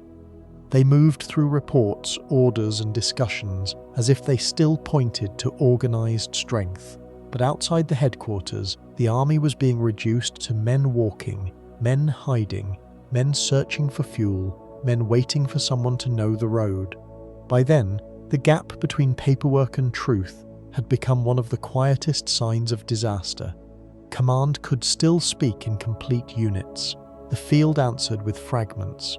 A name on a list could not hold a bridge, fire a gun, or guide a lost company west. It only remained legible after the men behind it had stopped being legible to the army that claimed them. The German lists still carried the old names, but the names had started to sound like labels left on empty shelves. For the officer, every strength report widened the space between what headquarters wanted to believe and what the roads, fields and broken units were already showing. That space would soon grow even darker because once commanders were killed, captured, or simply unreachable, the army would lose not only its formations, but the people who were supposed to hold those formations together. Command in the field depends on ordinary human links. Someone must receive an order, understand it, pass it to the right men, and still have enough control to make it matter. By the time Operation Bagration tore deeper into Army Group Center, many of those links were no longer reliable. Commanders were killed, captured, cut off, or simply unreachable. The German army was not only losing positions, it was losing the people who gave those positions meaning. The low-ranking officer in the headquarters first saw this as silence. A message was sent to a commander, but no reply came back. A unit asked for instructions, but the man who should have answered could not be reached. A regiment appeared on the list, but its commander was missing. Another formation still existed in reports, yet nobody could say who was actually leading the men still on the road. At first, these gaps could be treated as temporary. A wire might be cut, a radio might fail, a commander might be moving. Then, too many gaps opened at once. A command system can survive confusion if enough people remain in place. It can survive losses if replacements know where to go. But when the front breaks, the roads jam, the rear becomes unsafe, and headquarters cannot reach the men who are supposed to give local orders. Confusion becomes something heavier. It becomes a new condition. The officer was no longer only passing instructions to units. He was trying to find out whether the people meant to receive them still had the power to command anything. A chain of command sounds strong until one link disappears, and the men on both sides keep pulling as if it is still there. For the soldiers outside, this kind of breakdown was frightening in a quiet way. A man could still have his rifle, his boots, and the remains of his unit, but if no one knew who was in charge, every decision became harder. Should they hold the crossroads? Should they move west? Should they wait for stragglers? Should they destroy the gun or try to save it? Should wounded men be loaded first? Or should the column keep moving before the road is closed? These were not questions a tired soldier wanted to answer alone. Officers on the ground tried to fill the empty spaces. A captain might gather men from different companies. A lieutenant might lead soldiers he had never commanded before. A sergeant might become the only clear voice left near a broken column. But local courage could not replace a working army. Without contact upward and sideways, each group became smaller in its own mind. It knew its hunger, its wounds, its road, its fear. It did not know the larger picture. Inside headquarters, the low-ranking officer watched official language become less useful again. Orders needed names, messages needed recipients, instructions needed someone alive, present, and reachable on the other end. A message addressed to a commander meant little if that commander was already dead, captured, moving through the forest, or standing beside a ruined vehicle with no way to send back word. A workplace can feel confused when one manager disappears, and nobody knows who approves the next step. On this front, that same confusion carried rifles, wounded men, fuel shortages, and roads that could close in an hour. The physical cost followed quickly. Units waited too long because nobody had the authority to move them. Men marched in the wrong direction because no officer nearby had better information. Vehicles were abandoned because no one could decide whether to save them or burn them. Wounded soldiers stayed where they were, while surviving officers argued over routes. A headquarters might still write clean orders, but clean orders could not reach a command post that no longer functioned.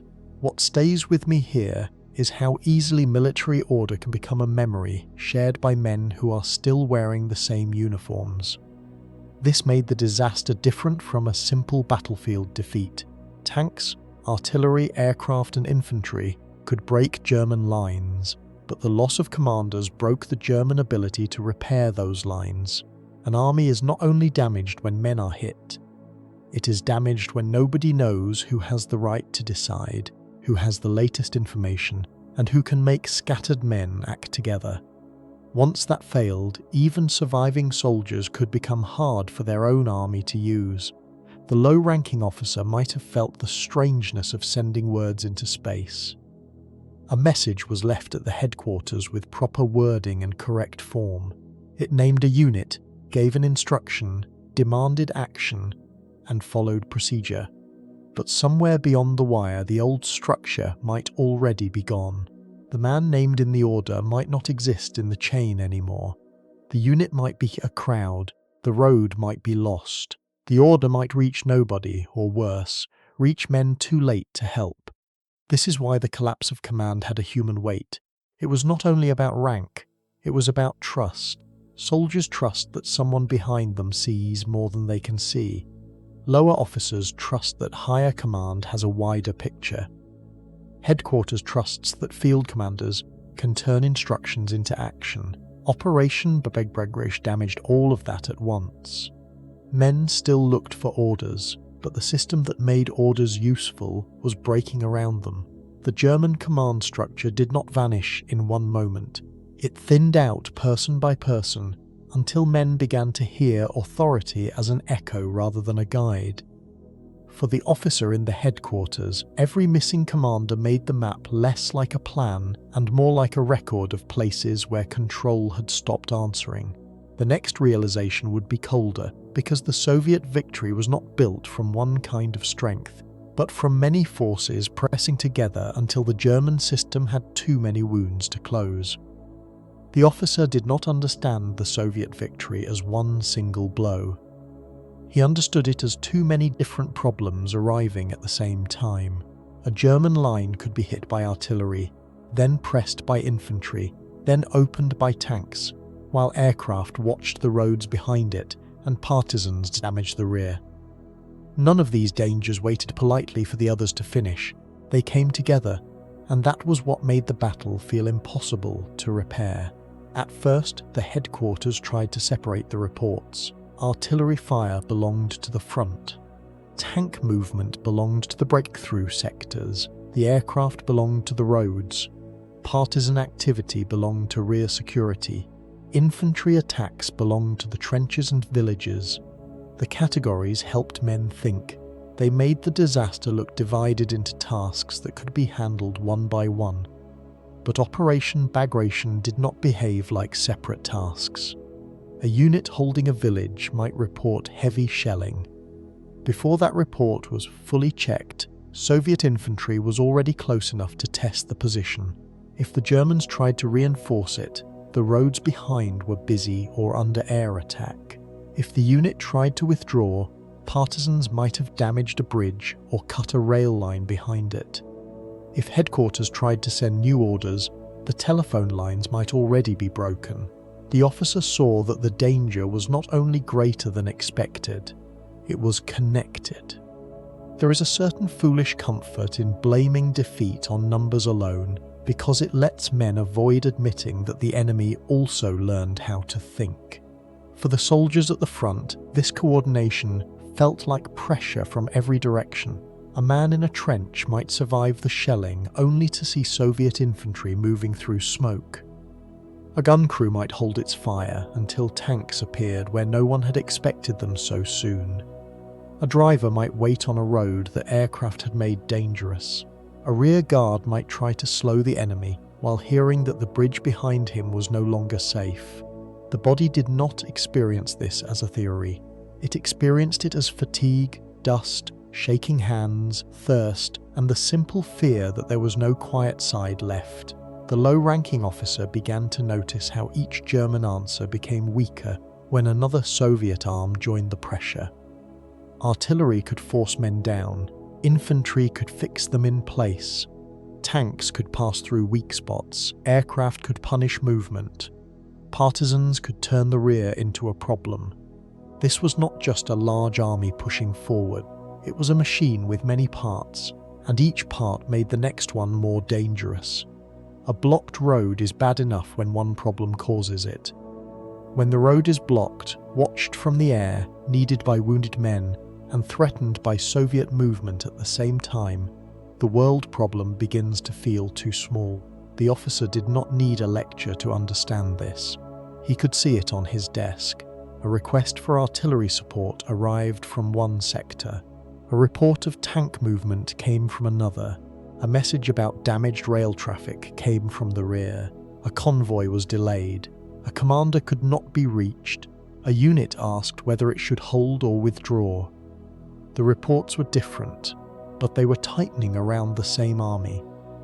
What stays with me here is how the German headquarters kept receiving separate messages, while the battle outside was already acting like one joined force. This is why saying the Soviets won only through numbers misses the colder truth. Numbers mattered, of course. Guns, men, tanks, aircraft, and supplies all mattered, but numbers without timing can become traffic. Numbers without deception can be seen. Numbers without coordination can strike hard and still fail to break a system. In Belarus, the Soviet attack used masses with direction. It hit the German front, confused German expectations, damaged movement, and made retreat harder before the Germans had fully accepted what was happening.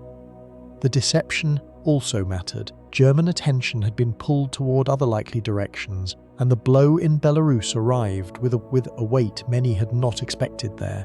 By the time the officer saw the pattern, it was already working. The Germans were not solving one military problem. They were trying to answer a chain of problems that fed each other. The human result was simple. Men waited for artillery that could not cover everyone. Trucks tried to move on roads watched from above. Commanders asked for permission while their flanks changed. Repair crews fixed lines that might be cut again. Soldiers in pockets wondered why no clear order came. The parts of the Soviet attack did not need to be perfect.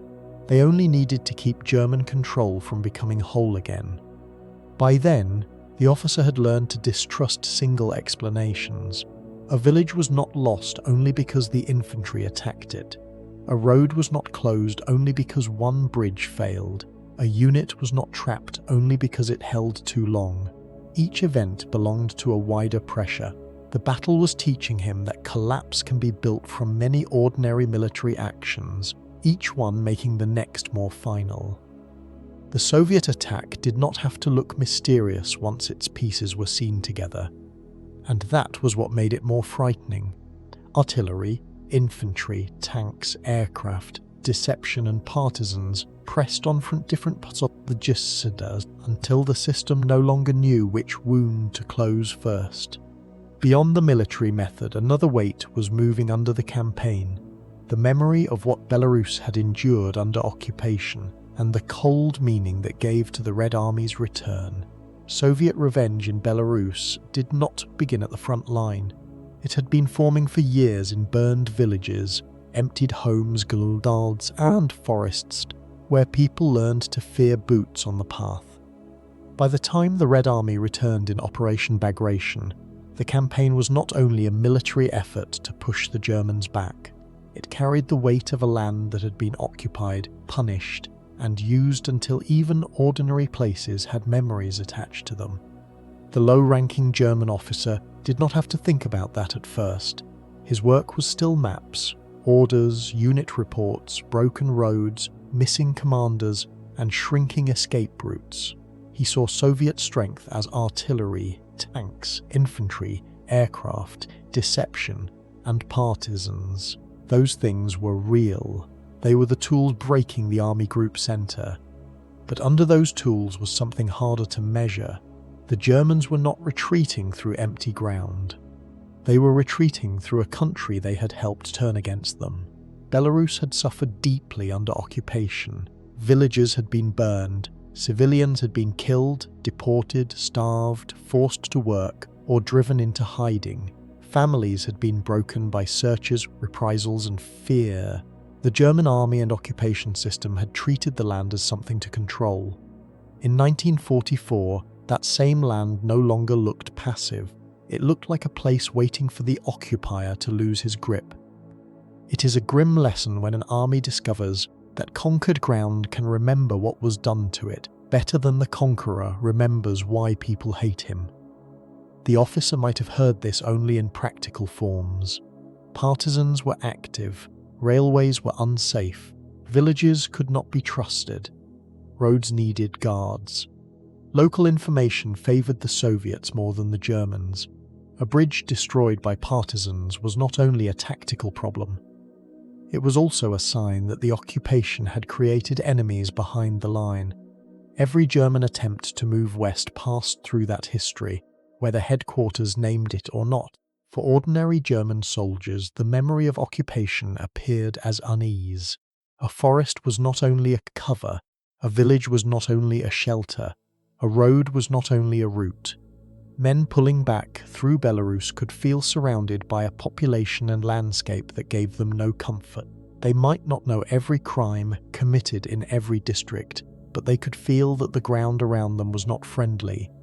The retreat became colder, because there was no warm rear to fall into. The Red Army's return did not need to be told as simple revenge. It was larger and heavier than that. It was a military offensive, planned and coordinated with great force. It was also a return to places that had lived under German violence for 3 years. For Soviet soldiers, many of whom knew occupation through family stories, destroyed towns and ruined villages, the advance carried more than orders. It carried memory. A person can leave a house after years of fear, But if the door opens again and the danger is finally being driven out, the feeling is not clean triumph. It is relief mixed with anger, grief, and things that cannot be repaired. The physical cost of occupation remained in ordinary details. A chimney standing without a house, a field worked by fewer hands than before, a child who had learned to hide from uniforms, an old woman who knew which road the Germans used, a village that looked quiet only because too many voices had been removed from it. These were not decorations around the campaign. They were part of the reason the German rear had become so unstable. What stays with me here is how the word revenge can sound loud, while the real weight of it may sit in a silent village where too many people are missing. The low-ranking officer in the headquarters probably did not stop to think about that human weight and sympathy. He had his own fear now. His army was collapsing. His orders were late. His maps were failing. But the larger truth remained. The German disaster did not happen on neutral ground. It happened in a place where German power had already left wounds. When Soviet forces returned, the campaign gained a cold momentum that was not only military. That does not make violence clean. It does not make every act righteous, simply because it moves against an occupier. War remains full of fear, confusion, and suffering for many kinds of people. But it does explain why Bagration felt different from a normal change of front line.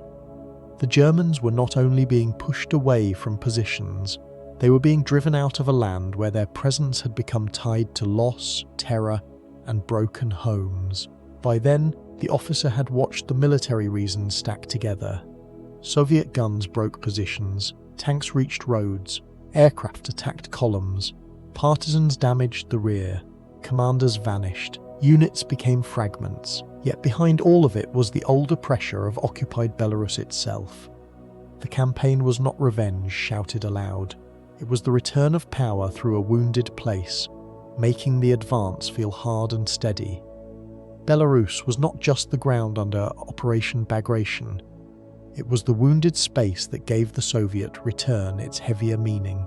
The German officer could read the campaign as arrows, roads, and units, but the land beneath those symbols carried years of fear that no map could flatten. From here, the story has to move closer to the ordinary German soldier, because for him, the campaign no longer looked like a strategy at all, but like a world losing every familiar direction at once again. For a German soldier, Operation Bagration did not arrive as a campaign name. It arrived with missing things. The meal did not come. The ammunition cart did not arrive. The truck for wounded men never appeared. The officer who normally answered questions was gone, silent, or standing somewhere else with no better information. A soldier near the broken front did not see the whole Soviet plan. He saw the supports of his world fail one after another. At first, he might still think the confusion would pass. Armies often had delays. Field kitchens got stuck. Ammunition came late. Officers changed positions. Roads became crowded during a battle.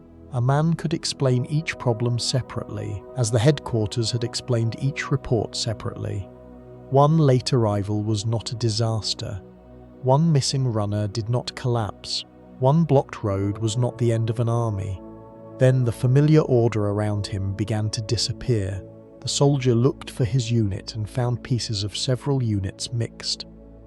A man from another regiment asked where the road west was. Someone said the signpost ahead had been broken.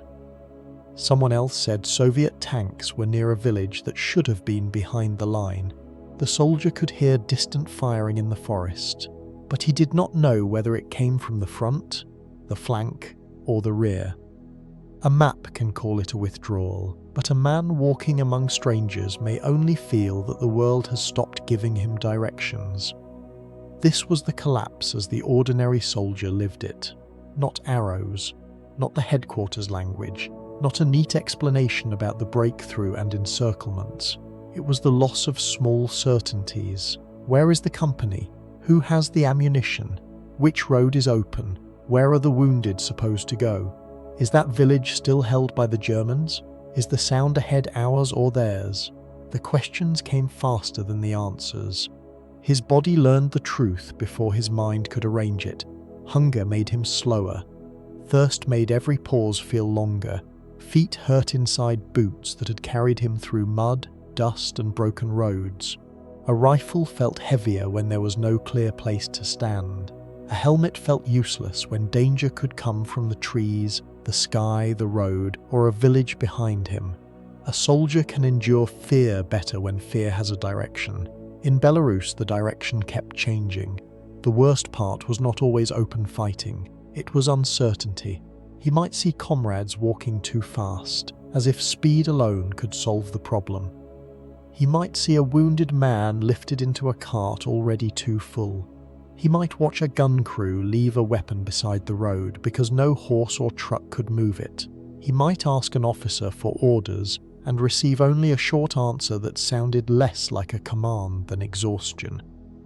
People who have been lost in an unfamiliar place know a small version of this feeling, but here every wrong turn could lead to fire, capture, or a road that closed behind them. The German soldier had been trained to belong to a unit. His place in the army gave him a frame. Squad, platoon, company, regiment, division. Those words told him who to follow, where to stand, and what his fear was meant to serve. Operation Bagration tore at that frame. Once units mixed on the roads and commanders disappeared, a man could still wear a uniform and feel strangely unclaimed. The low-ranking officer in the headquarters could hear this loss from a distance. Reports no longer sounded like complete units speaking clearly. They sounded like fragments. A group of men from one regiment was seen moving with another. A column had passed without knowing its destination. Stragglers were joining rear units. Others were simply moving west because everyone else was moving west. The army still had names, but ordinary men were slipping out of those names. What stays with me here is how defeat can begin to feel less like losing a battle and more like losing the simple knowledge of where you belong. The forests made it worse. Belarus was not an open board where every movement could be seen. Roads curved through trees and villages. Partisans had made the rear uneasy. Soviet forces pressed from different directions. Distant shots could mean many things. A soldier could not always tell whether he was approaching safety, danger, or another crowd of men just as lost as he was. Large campaigns can make armies look like blocks moving across land, but those blocks are made of men who need food, orders, roads, sleep, and someone nearby who knows more than they do. When those things vanish, a trained soldier becomes much closer to a frightened traveller than headquarters would like to admit. By this stage, Operation Bagration no longer felt like one defeat. It felt like the removal of the system that had made war understandable to the men inside it. The soldier had not only lost a trench or a village, he had lost the routine that told him where the front was, where the rear was, and which voice still had the right to guide him. For the ordinary German soldier, the front did not collapse as a clean line. It dissolved into missing meals, silent officers, broken signs, and roads that no longer promised safety. The world around him still had trees, villages, weapons, and uniforms, yet the hidden order that made those things make sense was falling apart. When Minsk finally fell, that private confusion would become public fact, and the name Army Group Center would no longer mean what it had meant before. Minsk did not fall like a small point being erased from the edge of a map. It was the center that had held German movement, supply, retreat, and command together in Belarus. When Soviet forces entered and the city was lost to the Germans, the change inside the headquarters was more than geographic. It made the name Army Group Center feel damaged in its meaning. For the low-ranking officer, Minsk had been more than a city. It was a destination for roads, a place behind the front where orders could still be gathered, a rear center that made German forces in Belarus look connected. Units could be moved toward it. Wounded men could be sent through it. Rail and road networks could be imagined there. As long as Minsk remained, the mind could still believe that the army had a way to pull itself back into shape. That belief did not survive the fall of the city. By then, too many German formations had been trapped, split, delayed, or reduced to fragments. Minsk's fall did not create the collapse from nothing. It confirmed what the roads, reports, missing commanders, and scattered soldiers had been saying for days. The German defense in Belarus had not bent. Much of it had been broken apart. A city can fall after the army around it has already failed. But the moment still matters because it gives disaster a name everyone can understand. The officer might have watched the news move through the room without a shout. Men did not need to throw papers or overturn tables. Quiet reactions were enough. A pause after a report. A hand resting too long on a map. Someone was asking which units had escaped west of the city. Someone else answered with an estimate that sounded too uncertain to comfort anyone. Minsk was no longer a rear centre. It was a sign that the rear had been swallowed by the battle. For soldiers still east of the city, the loss meant something worse. The place they might have hoped to reach was no longer the same kind of hope. Roads leading toward Minsk could now lead toward confusion, capture, or dead ends. Groups trying to move west had to think in smaller terms. A village, a forest track, a bridge not yet blocked. The large structure that had once guided them had become too damaged. The name Army Group Center still existed in orders and conversations. It still belonged to the German command system. But after Minsk, that name no longer carried the same weight. It did not sound like a complete formation holding a front. It sounded like a label attached to whatever could still be gathered after a blow too deep to repair. Anyone who has seen a familiar institution keep its old name after losing the people and routines that made it work can understand a small part of this. The sign remains on the door, but inside, everyone knows the old order has gone. This was the stage where retreat stopped meaning a planned move to a stable new line. The Germans were now trying to collect remnants. A unit that escaped was valuable simply because it still existed. A commander who could gather men mattered because so many could not. A truck with fuel mattered. A passable road mattered. A working radio mattered. The scale of the disaster had reduced the strategy for recovery. The human picture was plain. Men came out of the collapse in small groups, often without their full unit, heavy weapons, or knowledge of who had survived behind them. Officers tried to count them. Clerks tried to attach them to surviving commands. Wounded men arrived late or not at all. Equipment that had once defined a division was left on roads, in fields, or beyond broken crossings.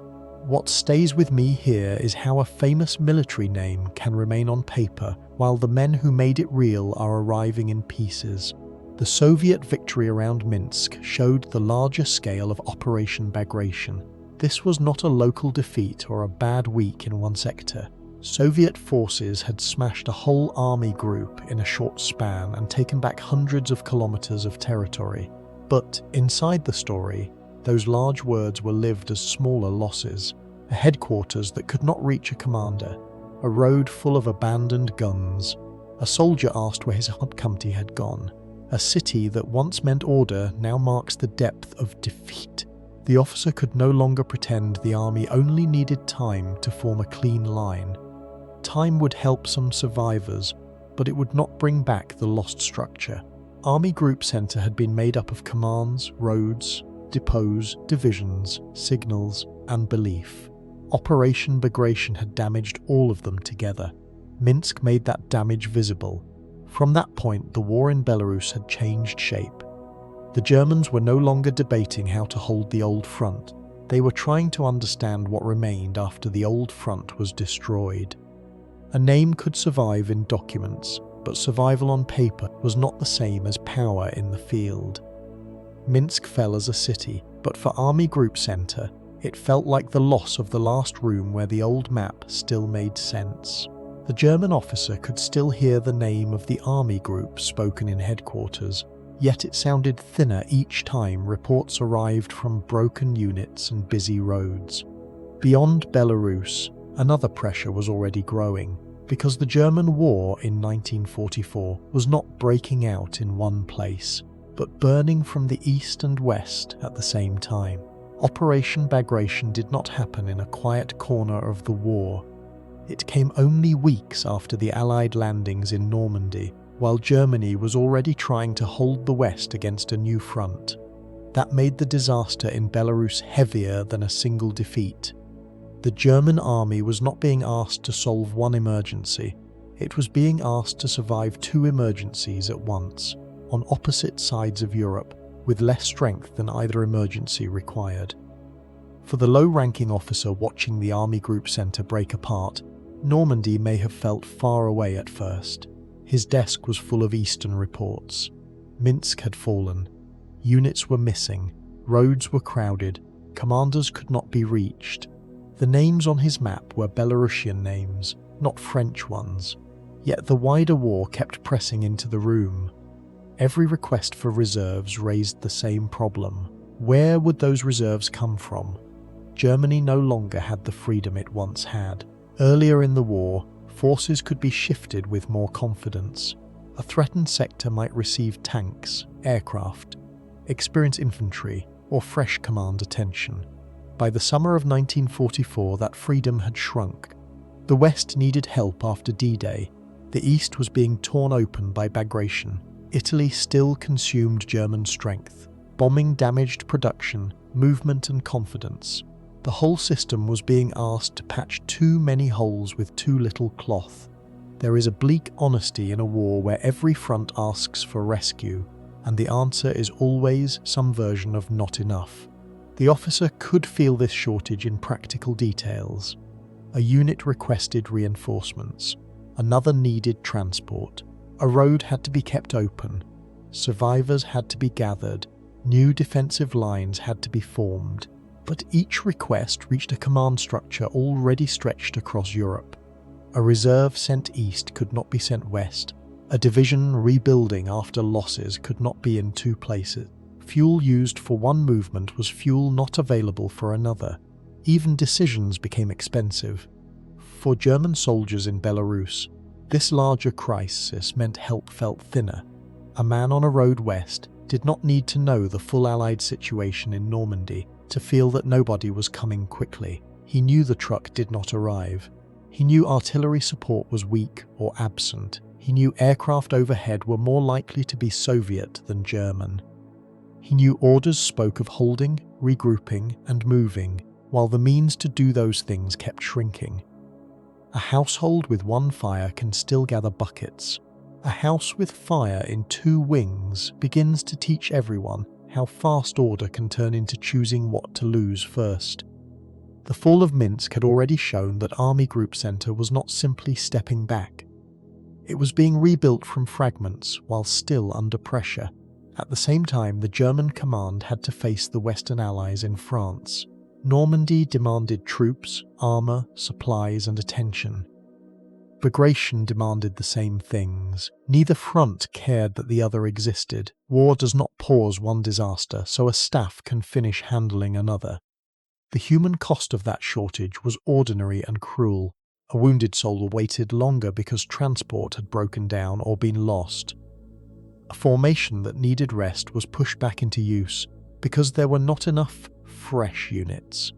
A commander asked for support and received instruction that sounded serious but carried little weight without men, guns, and fuel behind it. A clerk might write an order to assemble remnants. Knowing the word assemble was asking tired survivors to do what a whole army had failed to do. What stays with me here is how defeat at this scale turns strategy into a list of things that can no longer be done properly. Operation Bagration mattered far beyond Belarus, because it struck Germany at the moment when Germany could least absorb another major wound.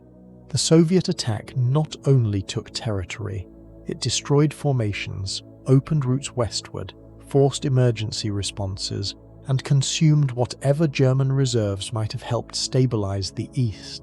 It also made the German leadership think under pressure from two directions at once. The front was no longer a single line to defend. It was a shrinking structure with cracks spreading from both sides of Europe. Inside the headquarters, the officer might have heard the larger war through names rather than scenes. Normandy, France, Western Front, Eastern Front, reserves, replacement divisions, fuel allocations, rail movements.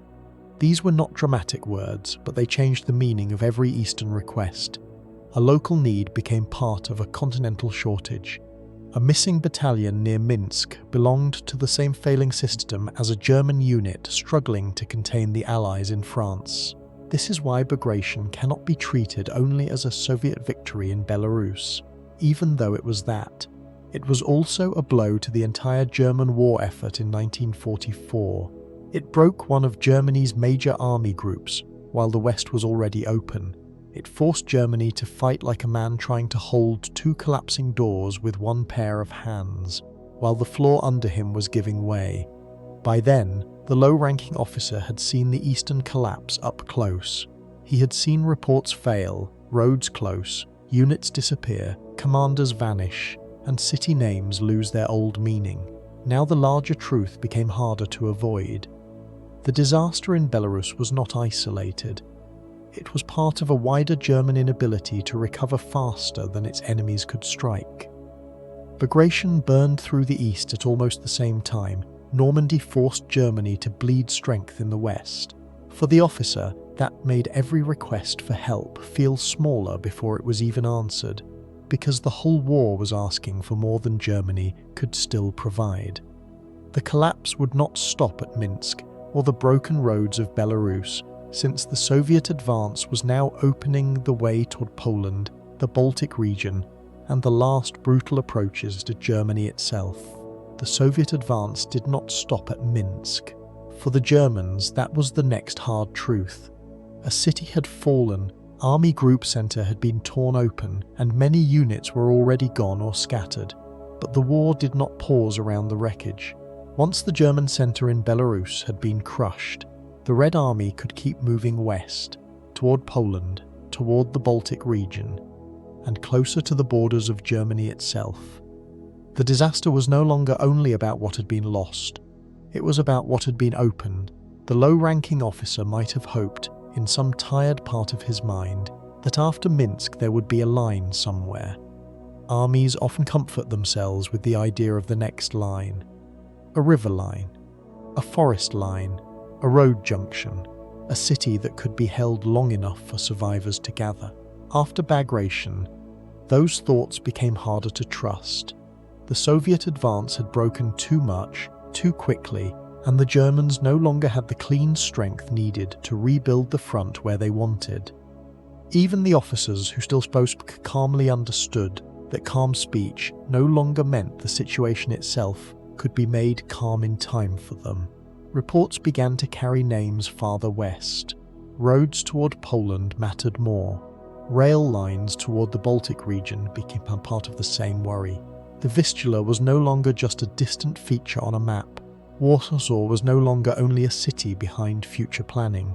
The direction of the war had changed, and the officer could see it by how the map spread fear beyond Belarus.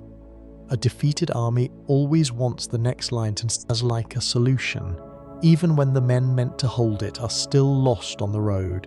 For soldiers who survived the collapse, this widening front did not feel history moving toward an impossible stage. It felt like being pushed from one exhaustion into another. A man who had escaped from a pocket still needed food. A unit gathered from fragments still needed officers, ammunition, transport, and sleep.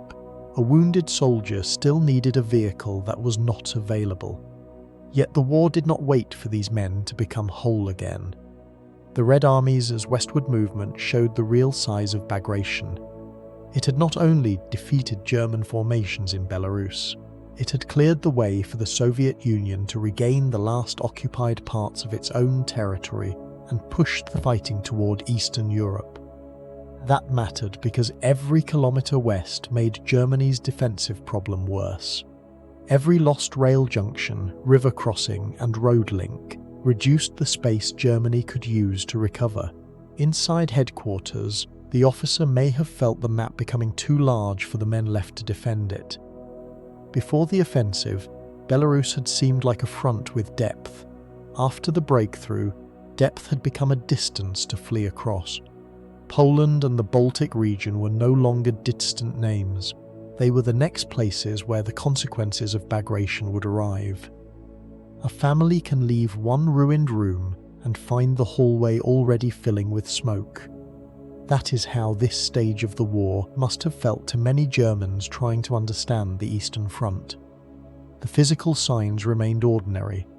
Survivors were counted, stragglers were sorted. Officers tried to rebuild command groups. Clerks changed unit locations again and again. Messages asked where new lines should be formed. Drivers waited for fuel. Men slept beside roads because no one had a proper place for them. Far ahead, Soviet forces pressed west, while behind them, German staff tried to turn leftovers into a defensive system. What stays with me here is how the end of one disaster can become the beginning of a larger one before the survivors have even understood the first. This is why Minsk was not the true end of the story. It was the break that made the next movement possible. After Army Group Center was shattered, the Red Army could drive toward the Vistula near Warsaw and toward the Baltic approaches. This did not make the coming months clean or simple. It opened another brutal stage, with more cities, more civilians, more soldiers, and more decisions made under fear. For the low-ranking officer, the war had lost its old distance from Germany. In earlier years, the East had seemed vast even when it was dangerous. There had always been more land behind the front, more space to trade, more time to imagine recovery. After Bagration, that space felt smaller. The road west no longer meant only escape from Belarus. It meant the war itself was moving closer to places Germany could not afford to lose. The larger truth was cold. Operation Bagration did not merely remove German power from Belarus. It changed what the remaining war in the East could become. It gave the Soviet advance room, direction, and momentum. It made the Eastern Frontier less like a long defensive struggle and more like a road leading toward the final battles. The officer did not need to know every future movement to feel the meaning of that shift. He only had to look at the map and see how much empty confidence had disappeared. Belarus had been the battlefield, but after Bagration, it also became the open door through which the war moved farther west. For the Germans, every new name on the map carried the same tired question: who was left to stop this now? The advance toward Poland and the Baltic did not feel like a clean ending. It felt like a wider darkness spreading beyond the ruins of Army Group Center. The prisoners in Moscow did not look like the army that had once crossed into the Soviet Union with so much confidence. They looked tired, dirty, watched, and stripped of the distance that maps had once given them. After Operation Bagration, tens of thousands of captured German soldiers were marched through the Soviet capital. It was a public image of defeat, not hidden inside reports, not softened by staff language, not reduced to arrows and numbers. The disaster had become visible. For a surviving German officer, that sight would have carried a different weight from the battlefield itself. In the headquarters, he had watched the collapse through reports. A broken road, a missing commander, a trapped unit, a lost city, a division reduced to remnants. Each piece had arrived in military form as something to copy, mark, and pass along. In Moscow, the same collapse walked in human form. A prisoner column is simple to understand. No one needs a staff map to read it. Men who had once belonged to divisions, corps, and an army group were now moving under guard through a city they had been told would fall years before. Their uniforms still marked them as German soldiers, but the meaning of those uniforms had changed. They no longer stood for advance, occupation, or command. They stood for defeat that could be counted by the crowd watching them pass. There is a harsh kind of clarity when an army that once existed as symbols on a map is made to walk through a capital as proof that the symbols have failed. The officer who had once looked at Belarus through paper would now see what paper had concealed. A division name had become tired faces. A lost road had become men who never escaped. A trapped pocket had become prisoners walking in rows. The distance between the headquarters and the soldier had closed. Nothing about the scene needed to be loud. The quiet weight came from the fact that these were not abstract losses anymore. They were men who had survived only to become part of the evidence. For the Soviet side, the march had a clear purpose. It showed the scale of the victory. It made the destruction of Army Group Center something the public could see. It answered years of German invasion, occupation, and claims of strength with the sight of captured soldiers moving through Moscow. The message did not need many words. The Wehrmacht had been beaten badly in the east, and now that defeat had a body. For the prisoners, the experience must have been heavy in smaller ways. They would have felt the road under their boots, the eyes from the sidewalks, the guards nearby, the tiredness of men who had already lost their units, weapons, and direction. Some may have still been trying to understand how quickly everything had changed. Only weeks earlier, some of them had belonged to positions marked on German maps. Now they were part of a procession through the enemy capital. Anyone who has ever had a private failure exposed in public knows a faint version of this shame. But here the failure belonged to an army, a state, and years of violence brought back into view.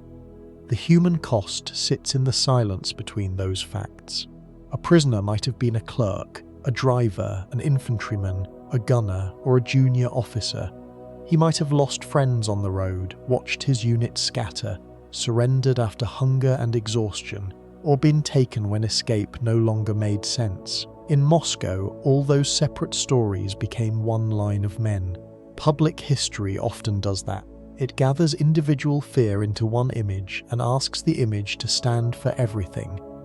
What stays with me here is how a man can survive encirclement, hunger, and retreat, then become one more face in a crowd meant to prove his army has broken. For the surviving officer, the march would have ended one belief more completely than any report from Minsk. The belief that the Wehrmacht could still reverse the Eastern War had become harder and harder to hold during Bagration.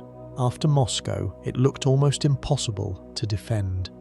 An army group had not merely been pushed back, it had been shattered, captured in great numbers, and displayed before the people it had once threatened. This does not make the season simple. The prisoners were part of an invading army and a brutal occupation system. Many Soviet civilians had suffered terribly under German rule. At the same time, each captured soldier was also a human being passing through fear, shame, and uncertainty. War often forces both truths to stand in the same street. The public image can be clear, while the human reality remains complicated. By then, the officer had moved far from the first clean map of Belarus. He had watched the front open, roads fail, commanders vanish, units become fragments, Minsk fall, and the Soviet advance move west. The Moscow prisoner march turned that whole chain into one final image before the story's lesson. The man who once helped track units on paper could now understand that he too belonged to a larger picture of defeat. The march through Moscow showed that Operation Bagration had not only changed the Eastern Front, it had changed what could be believed about Germany's war. A defeat hidden in military files can still be argued over. A defeat walking through a capital leaves less room for comfort. The old confidence had been stripped down to tired men under guard, and even silence could say enough.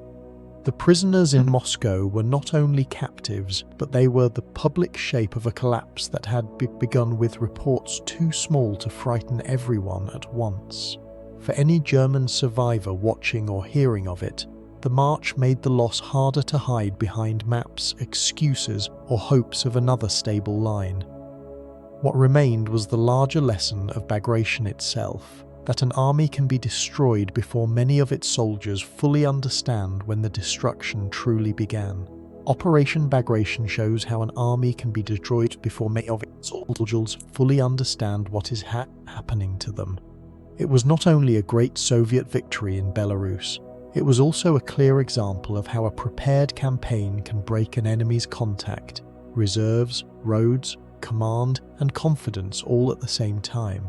For the Germans of Army Group Center, the disaster did not arrive as one clean moment. It arrived as a series of small reports, each one removing another piece of certainty. At the beginning, the German front still looked understandable. There were maps, roads, rivers, strong points, unit names, and orders. Officers could still point at places and speak as if those places would hold. A low-ranking officer inside a field headquarters could still believe his work mattered in the old way. He received information, marked the map, passed measures, and helped the command system keep its picture of the war alive. Then the picture began to fail. A telephone line went dead. A forward post came under fire. A unit asked for artillery. A commander requested permission to move. A road became unsafe. A bridge was blocked. A neighbouring unit could not be reached. None of these things alone had to mean collapse. War is full of delays, broken wires, nervous reports, and local danger. But in Bagration, the small signs came from too many places, too quickly, and they began to point toward the same truth. The German front was not bending in one place. It was being opened in several places at once. It is almost frightening how long a command room can keep working normally while the army outside it has already started to lose its shape. The Soviet victory came from more than numbers. Numbers mattered, but they were joined with timing, deception, artillery, infantry, tanks, aircraft, and partisans in the rear. A German position could be held down by shell fire, tested by infantry, bypassed by armour, watched from the air, and cut off from behind. A road could become crowded, then dangerous, then useless. A unit could receive orders, but the order might arrive after the situation had already changed. The Germans were not simply hit hard, they were made slow, blind, and late. For the ordinary soldier, none of this looked like a campaign plan. It looked like a meal that did not arrive, a truck that never came, an officer who could not answer, a signpost broken at a crossroads, and men from different units walking together without knowing who still commanded them. A soldier did not need to know the whole map to feel the system breaking. He only needed to ask where his company was and received no clear answer. The human cost was hidden inside ordinary details. Wounded men waited beside roads. Drivers sat behind empty fuel tanks. Gun crews left heavy weapons they could no longer move. Clerks kept writing unit names after those units had become scattered groups. Commanders disappeared, and orders kept being sent to men who might already be dead, captured, or unable to command anyone. A great army did not become a crowd in one dramatic second. It became a crowd through repeated failures that no one could repair fast enough. Anyone who has watched a plan collapse under too many small delays can understand a faint version of this. But here the delays carried rifles, hunger, fear, wounded bodies, and roads closing behind men. That is the lesson Bagration leaves behind. War on a map looks clean because maps have to simplify life. They show arrows, lines, cities, and coloured areas. They do not show the soldier who cannot find his unit, the driver who does not know whether the bridge still exists, the wounded man waiting in a cart, or the junior officer passing on an order he already suspects is too late. Maps can make destruction look organised after it happens. They cannot show how lost people feel while it is happening. For the low-ranking German officer, the collapse of Army Group Center must have felt like watching language itself become weaker. Division, regiment, rear area, reserve, withdrawal, strongpoint. These words had once sounded useful. During Bagration, each one became less certain. A division might be remnants, a rear area might be under attack, a reserve might be unavailable. A withdrawal might be a jammed road full of men who no longer knew where safety was. What stays with me most is that some inside this disaster were not always defeated by one obvious blow, but by the slow discovery that every familiar answer had stopped working. Minsk's fall gave the disaster a name. The prisoner march through Moscow gave it a public image. The Soviet advance toward Poland and the Baltic region showed that the campaign had opened the door to the final brutal stage of the war in Eastern Europe. But beneath those larger events was the same smaller truth. Armies are made of human connections. Men need contact, food, fuel, roads, officers, orders and trust. When those things break together, even a powerful army can become helpless faster than its own soldiers can understand. Operation Bagration was Soviet revenge in a military sense, but it was also the return of a wounded land against an occupying force that had helped make that land hostile. Belarus was not under the arrows. It was a place of burned villages, fear, broken families and years of occupation. That memory gave the campaign a colder weight. It does not make war clean. Nothing in war becomes clean because one side has suffered. But it does explain why this offence carried more than strategy. By the end, Army Group Centre had not simply lost ground, it had lost the ability to remain whole. Its maps survived longer than its units. Its orders survived longer than its roads. Its names survived longer than the men and weapons that made those names real.